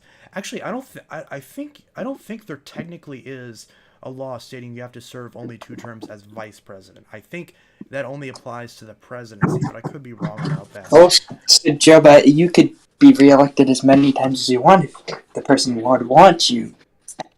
Yeah. If the president wanted you, which not very likely. No, yeah. I mean, every president right now is barred from running for a third term because of I forgot the name of the amendment, but it was after FDR won like 4 times. They were like, okay, we need to introduce term limits so that way people can't be president for 40 fucking years, and that's when term limits came out because FDR got elected like 4 times. Then after that, they're like, yeah, we're not doing this. It's 2 max, 2, and then you're out. And then that's why we see every recent president only running, for a second term. And I mean, I guess technically, if Trump runs again in 2024, you could say he's running for a third. He's still running for a second term, but he's running a third time. Whatever. But Trump is a weird one. But yeah, I mean, so I'll say that I'm happy that he's not in office at this moment. Yeah. Well, here's the thing. So I'm looking at my my list of I did a state by state prediction for pretty much every competitive state, and I only got, in terms of what was outside the margin of error, I'm trying to see which states. Let me see. I'm just looking here. 4.8. I think. Yeah. So so my margin of error for all of my projections was plus or minus 3.5, which is a pretty big margin of error, but it's pretty typical in the political industry. So if you go based off of margin of error, where the only states that were technically wrong were the states that were outside of the margin of error, then if you look at it that way, then I still got 2 states wrong because they voted more for Trump than I thought they were going to, and that would be Ohio and Florida. So, but everything else was within that margin, both the national vote and every single state.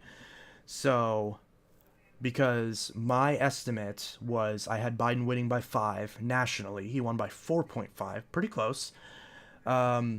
Alaska, I had Trump winning by 10.7, and I think, let me look at, because I had something open that had the previous election results. Here we go, past elections. Okay, so this was really close. So if I put that here and compare this to the actual results, okay, that is too small. Oh my god, this is not what I wanted it to do. Actually, yeah, this will work. So why is this not letting me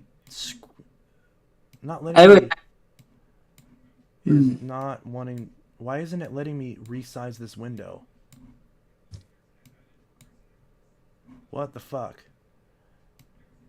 There we go. Jesus Christ. Okay. I know Trump supporters are saying that Trump would not have, Putin would not be invading, but he's been strategizing that for a long time. Okay. Well, right now I just want to see how close I was. So, Alaska, I had Trump winning it by 10.7. He won it by 10.1. Arizona, I had Biden winning it by 1.2. He won it by 0.3. That was incredibly close. Colorado, I had Biden winning it by 13. He won it by 13.5. So that was a state where he did better. Florida, I had Biden winning it by 0.7. Trump won it by 3.4. So he did a lot better there. Georgia, Trump plus 0.3. Actual results, Biden plus 0.23. So very close. Indiana, Trump plus 16.7. Actual results, 16.1.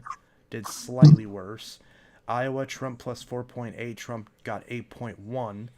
So that was a lot better. I'm surprised that state Trump won. Iowa is pretty soon going to be a safe Republican state. Same thing with Ohio. So I think that, Trump is really kind of bringing a lot of these trends. Trump is kind of accelerating a lot of these electoral trends because you can see states like Iowa and Ohio getting a lot more Republicans. Same thing with Maine's 2nd district. Whereas Biden is increasing, or just the Democrats in general, are increasing their support in the Sun Belt in states like Arizona, Georgia, North Carolina, and Texas, as well as Kansas for some reason. I don't know why Kansas is getting more Democratic. I don't know why that is. That's confusing. Yeah, because Kansas, actually, Trump won it by only 14.7, whereas in 2016, he won it by 20.6. So that's another state. In fact, this website that I'm on, map.jacksonjude.com, is actually really cool because it shows I can actually compare past elections versus past elections. And here, this is a map right now where it shows the shift from 20 to if I can talk today. This shows the shift from to 2020 from 2016. So which candidate does better? And we can see Biden did basically improved his margins overall. So if the election was held where it was just which candidate improved their margin from the previous election, then Biden would have won in a landslide, 409 to 129. So Trump improved his vote share in California, Nevada, Hawaii, Utah, Arkansas, Illinois, and Florida, and the District of Columbia, whereas Biden improved everywhere else. And most of the states are really close to the point where you can tell there really is no shift, like California, like Nevada, Arkansas, Illinois, Ohio, New York, Nebraska's 3rd district, and Idaho. Those are all states where they barely moved at all, and they basically are not really significant. We can see that Biden especially improved in you can see in the darker blue states. So he improved very much in both of Nebraska's congressional districts. He improved in Minnesota, in Georgia, Kansas, Colorado, and Oregon by over 5 points. So Georgia got 5 points more Democratic. Colorado got 8 points more Democratic. Kansas got 6 points more Democratic. Oregon got 5, and Minnesota got 5.6 points more Democratic. And then, so those are the states where Biden improved the most. Trump improved the most in, most notably, Florida and Utah as well. Both of those were by 2 points. Same thing with Hawaii. So, fun facts. I don't know. I mean, because discussing like elections in of themselves isn't the most political thing in the world, but I personally find it very interesting because it's very data driven. So it's just like looking at data. It's not like, oh, what's your political affiliation? It's just like, whoa, how has this state moved in terms of its political affiliation over the last decade, for example? And I think that's interesting. I can tell that everyone is bored, so I'm gonna shut up about that because I can tell that nobody cares. But that's okay. Anybody still there? Did I kill everybody? Jesus Christ. I'm alive. Okay, well, there we go. Kind of fell asleep. Oh, sorry, I'm muted. I was just saying that I'm listening. I made everybody fall asleep, but that's okay. I actually thought that was a good idea, but anyways.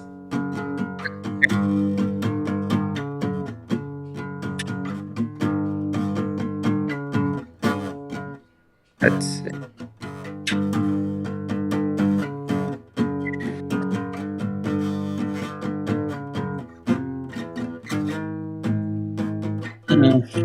Damn, Chance, you're at George Harrison levels up in here. This is how little I've used the shark. The front is still clear and the internal part is still fairly clear. Yeah, wow. The internal part is what clouds up the most, because that's where the shit swirls around. And you can see it's still fairly clear.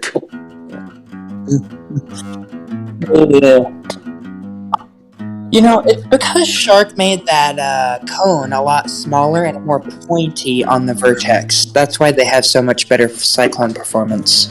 Yeah. Everything about the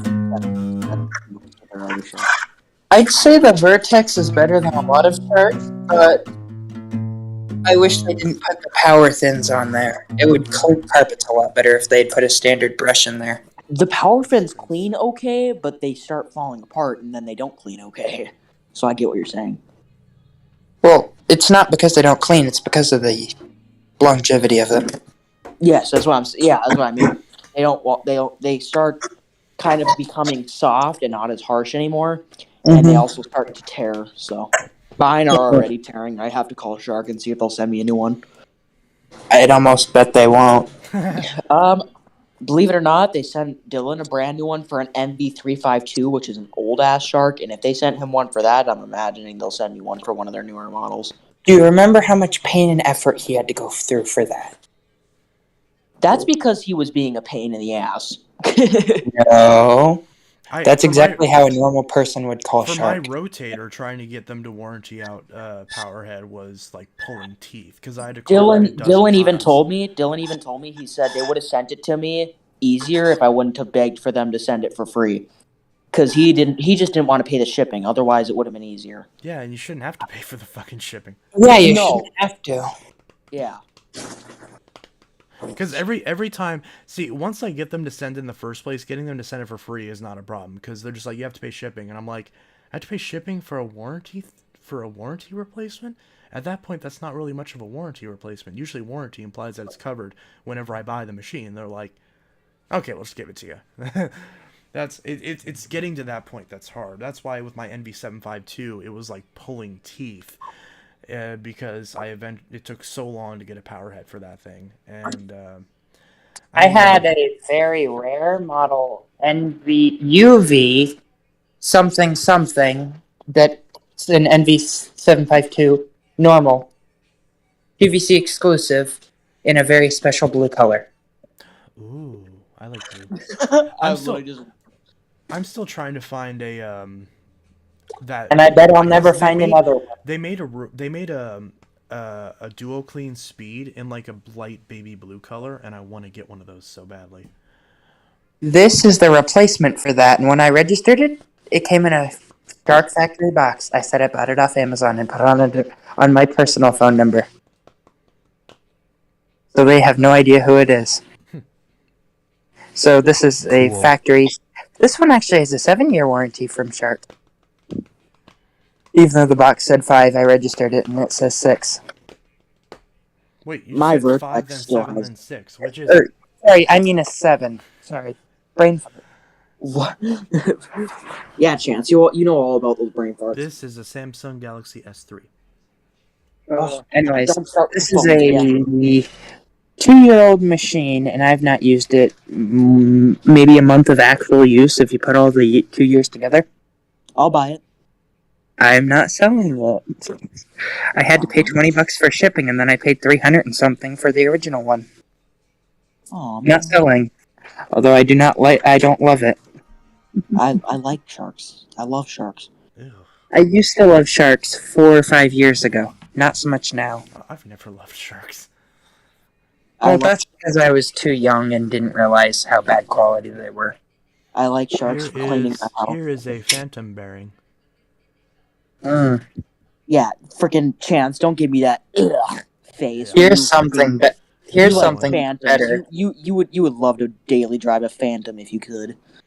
Oh yeah. I still do sometimes. Here's something that I daily drive and I like. It's a central vacuum. Yes. I hate central vacuums. Why?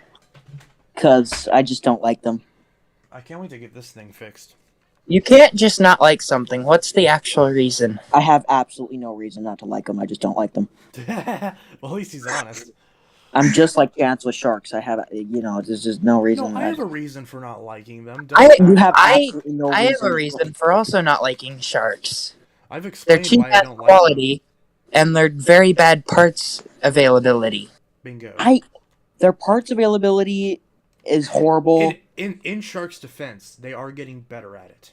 They're better, but they're never going to become what, let's just say, TTI used to be like 10 years ago. Yeah. From what I've noticed, I like Shark better just because I like Hoover worse now. So, like, they're kind of, like, bumped up by default now. Same. Because they're not as shitty. Because, like, this Apex is brand new now, basically. I'm trying to sell it for, like, too much money, but, I'm broke. I would agree with Tracy on that. Sharks are... Although, I prefer this because they can be a lot quieter and they're a lot more powerful than anything else. I will admit, I do like working on Sharks because one phone call, I get every part that I need, and then it flips very easily because everyone loves Sharks. So, I like Sharks. I like Dyson because I can just flip them all the time, but... I used to like Hoovers for my main daily driver vacuums, and then I tried a Shark and I switched. yeah. The only reason I'm dailying the Dyson is because I don't have the central vac properly plumbed into the house yet. I do That's the still only technically daily drive a shark. My lift away 0M I still use all the time. Yeah, I want to get a shark with just 0M and not dual clean, even though my Vertex It's really cleans good. perfectly fine. I'm just, I'm pretty sure that the normal 0M without the dual clean would clean better than any dual clean, including the Vertex. that is fairly possible, and it probably is true. Because the 0M cleans pretty much just as well as the NV352, and the NV352 is one of the best cleaning sharks they made, because it actually has a very decent quality brush roller in it. Yes. Although I would probably put the NV352 same performance as the NV752. The NV752 does technically clean better, but it's still worse as a choice because the bristles are too aggressive and they tear up carpet. Ooh, I guess I can also say another negative of the NV752. I like the NV352 because it cleans well while also not tearing up carpet. And for a brief second, they were CRI certified. A brief second. They're not anymore, but they were. So. I also like sharks because their filtration is. Yeah. As long as you keep the filters clean, the filtration is pretty good. My Vertex, I never have to clean the filters on my Vertex. They stay clean forever. It's self-cleaning. It's amazing. Cool. Not my experience, but the people that I've had to fix sharks for never clean their filters, and it's disgusting. Where's my big ass? The filters on my Vertex are still white.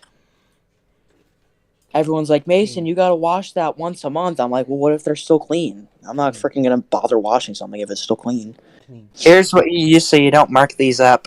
Big ass screwdriver. I would rather just use a quarter. Clean. But then you can't get grip. A quarter's just annoying. Clean. Well, they're not supposed to be that tight. Clean. Well, it's all just right, Chance, we get it. You're very impressed with your. I'm impressed with it. It's the quarters. They have just as much play as a screwdriver, and if you have a big enough one, you get more leverage. I wasn't talking about that. Really good for some reason, even though I just rinse it out with no cleaner. So with the model, number one, it gets tangled 24/7, which is a lot of vacuums. But number two, What happens with all sharks? What do you mean? yeah. Anyways, the bristles get a whole bunch of stuff stuck in them like that. Mm-hmm. And this is supposed to clean the brush roll. No, you can't really get that stuff out of the brushes unless you take the brush roll out, and you can't get the brush roll out on any shark, except for the NV352. Another reason why that's one of my favorite sharks, because it's before they started doing stupid shit like making it to where you can't remove the brush roller. You can, but security torques, and then you've got these stupid sides that you have to take out, and then the ends have to come out. It's just not fun, and that's why I bought a security torque set. I have a security torque set. I need to get a new one because the bits wear out fast. Yeah. You need to get higher quality bits. Yeah, I got pretty crappy ones. We'll see how long they last. But I gotta go, guys. All right, see ya. You take care. Yeah, you too. This is annoying. About my sharks. Sharks are fine, just not for me. I have some, and I'll use them once in a while. I just hate working on them so much. What? Yeah. I sell them sometimes. I get Sharks and Dysons to refurbish and sell. Another reason why I don't like sharks so much. When you used market, they're always crap when you're buying them used. Mm-hmm. Especially at Goodwill. Because they're crap quality, they fall apart. What do you expect is Goodwill? Well, Goodwill's not the greatest, but then you have to consider how bad the product is as well. Yeah, true. Because this one has been in collector care since brand new, and it's still leaky, and the brush still gets all that stuff tangled, and they're starting to come out after not very much use. I always found sharks to be squeaky and creaky and stuff like that. I've always found them to be cheaply built, and then the filters always clog up on them. I think I've thrown away 4 shark rotator liftaways that didn't belong to me. Who'd you kill? Who'd you get rid of them for? Just like broke into someone's house and took their vacuum and chucked it in a dumpster? No, they gave it to me to repair it. I was like, this thing is too broken for my level. Hopefully noise suppression is working. Like, sometimes the hinges would bust off. And that's why I have a sense. The lift away and one detached components would just flat wear out and not work anymore.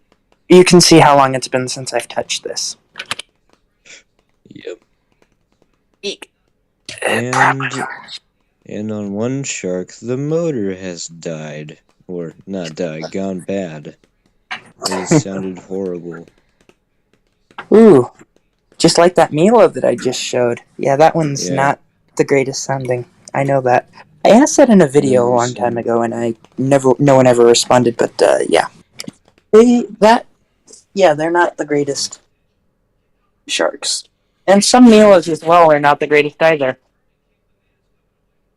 Yeah, and then recently I threw away a Navigator Plus that had water sucked into it, which half on the owner, half on the vacuum's design. The motor was basically How the hell do you do that? Interesting. That is... Oof. No. Anyways, cheap quality accounts for people... You know, this is very bad quality considering it's $400. I'd say Abyssal's higher quality than the Shark is for the price. A Dyson DC07 is $400. Or was. What? Yeah, I would pay that for an 07. I would if I was a consumer and didn't know any better, but I wouldn't have if I was a collector. That's the same price as a multi-floor 2, and a multi-floor 2 would wipe the floor with that shark, and it'd be a much better choice. Oh yeah. Although you'd have to spend $100 more if you wanted the ball animal too. I wouldn't bother.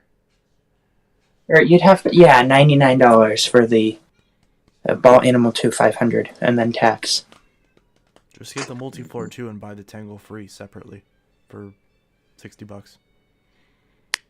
Or you already Tangle free. Or no, if you buy the multi-floor 2 direct from Dyson's website, they give you like a bunch of tools with it. Well, I don't know if that. Well, they wouldn't give you the turbine though, but you know. No, but you can still have the option of buying it. Right. And I think the multi-floor and Animal 2 had the same motors in them. Although, doesn't Ball Animal 2 come with a whole bunch of attachments? No, the Ball Animal 2 just comes with the turbo. That's the Animal 2 Total Clean. The Animal 2 Total Clean comes with a shit ton of attachments, just like the Kinetic Big Ball Animal Allergy comes with a shit ton of attachments. Yeah, like yours was supposed to. Yeah. Yeah. I don't understand. I would class the only type of vacuum that can handle plaster dust as a HEPA bag machine. You're not even all of them. Yeah, not even you couldn't use a SIBO. I will say that I did use my Apex 0M on drywall dust, and it actually did pretty good. It still runs after I cleaned it all out and everything. What?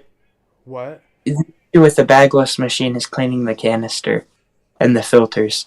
The hoses will always need to be washed out, although you can't on the Apex that you were talking about. Yeah, I did. I just washed everything out. I washed out the hose, and I even washed out the power head. I literally just washed the whole thing, and I just let it dry for 2 weeks, and it was fine. It still works. Okay, I should rephrase that. You can get electronics wet, but you should tear them apart all the way. I didn't even do that. At least if you. No, you should. Yes, you should. That is true that you still should, but you know. It doesn't mean that you have to in every case. Just because mine survived doesn't mean that if you did it with yours that you wouldn't break it. I'm just saying, in my case, I was very lazy with it, and it's try at your own case. I just replaced it. The filters were ruined, but I just replaced the filters, and it's fine. Yeah, I'm not surprised. The filters, washed the rest of it. Because I didn't like, it's not like whenever it lost suction, I didn't keep going. I just When it lost suction, I stopped and emptied out, and then cleaned it out.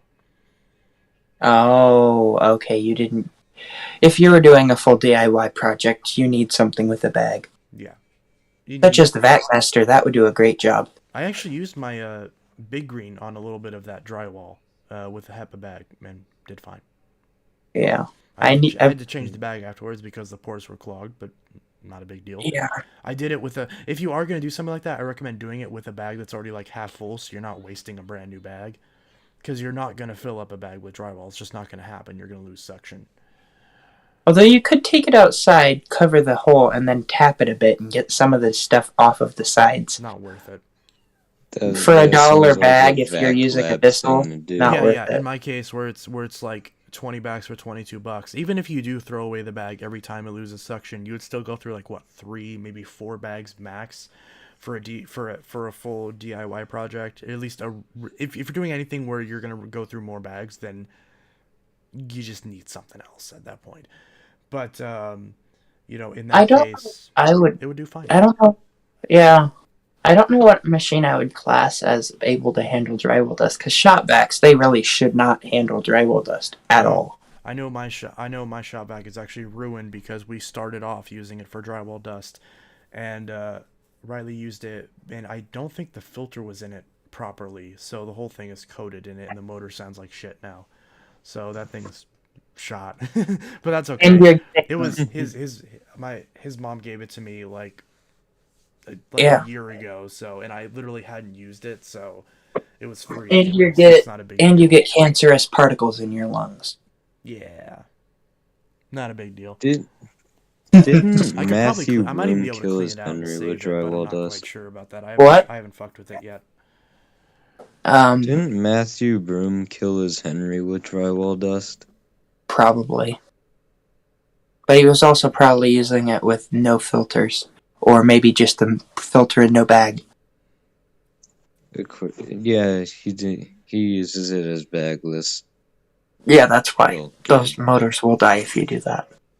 Now, with my VacMaster, that's probably the only machine that I would actually consider using it with drywall dust, just based on I can put a Henry bag or a Clean Fairy bag or really anything in it. Yeah.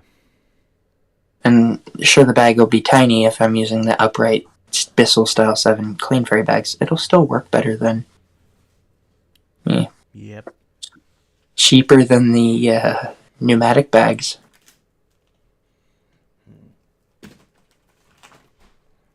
Cherry turnovers. Yummy.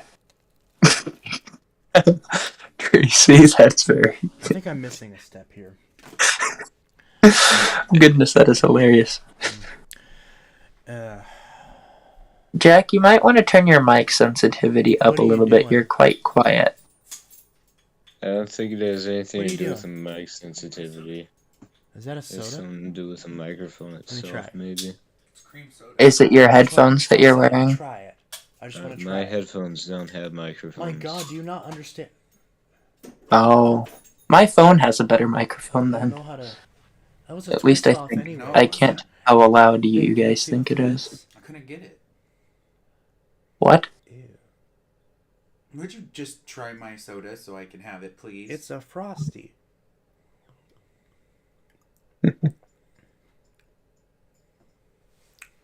Now I understand why they call it Frosty. Oh goodness. See the soda. Can you bring me one of mine? Just got me a new one of these from a Fitbit to a Apple Watch. I believe Samsung also makes a watch, but I don't know. Yeah, I have one. Works good for me. Apple Watch. Oh. Bring me one of them. Let's see. Rick at 11:33 was asking, you want to end the stream? Okay. Anyway, guys, this was Intelitech Studio signing out. I'll see you guys in the next video, and I hope you all have a good one. Peace. Was there anyone actually watching? Probably not. We've been talking for a while. Find which tab has the fucking stream in it. Here it is, end stream. Yeah. There we go.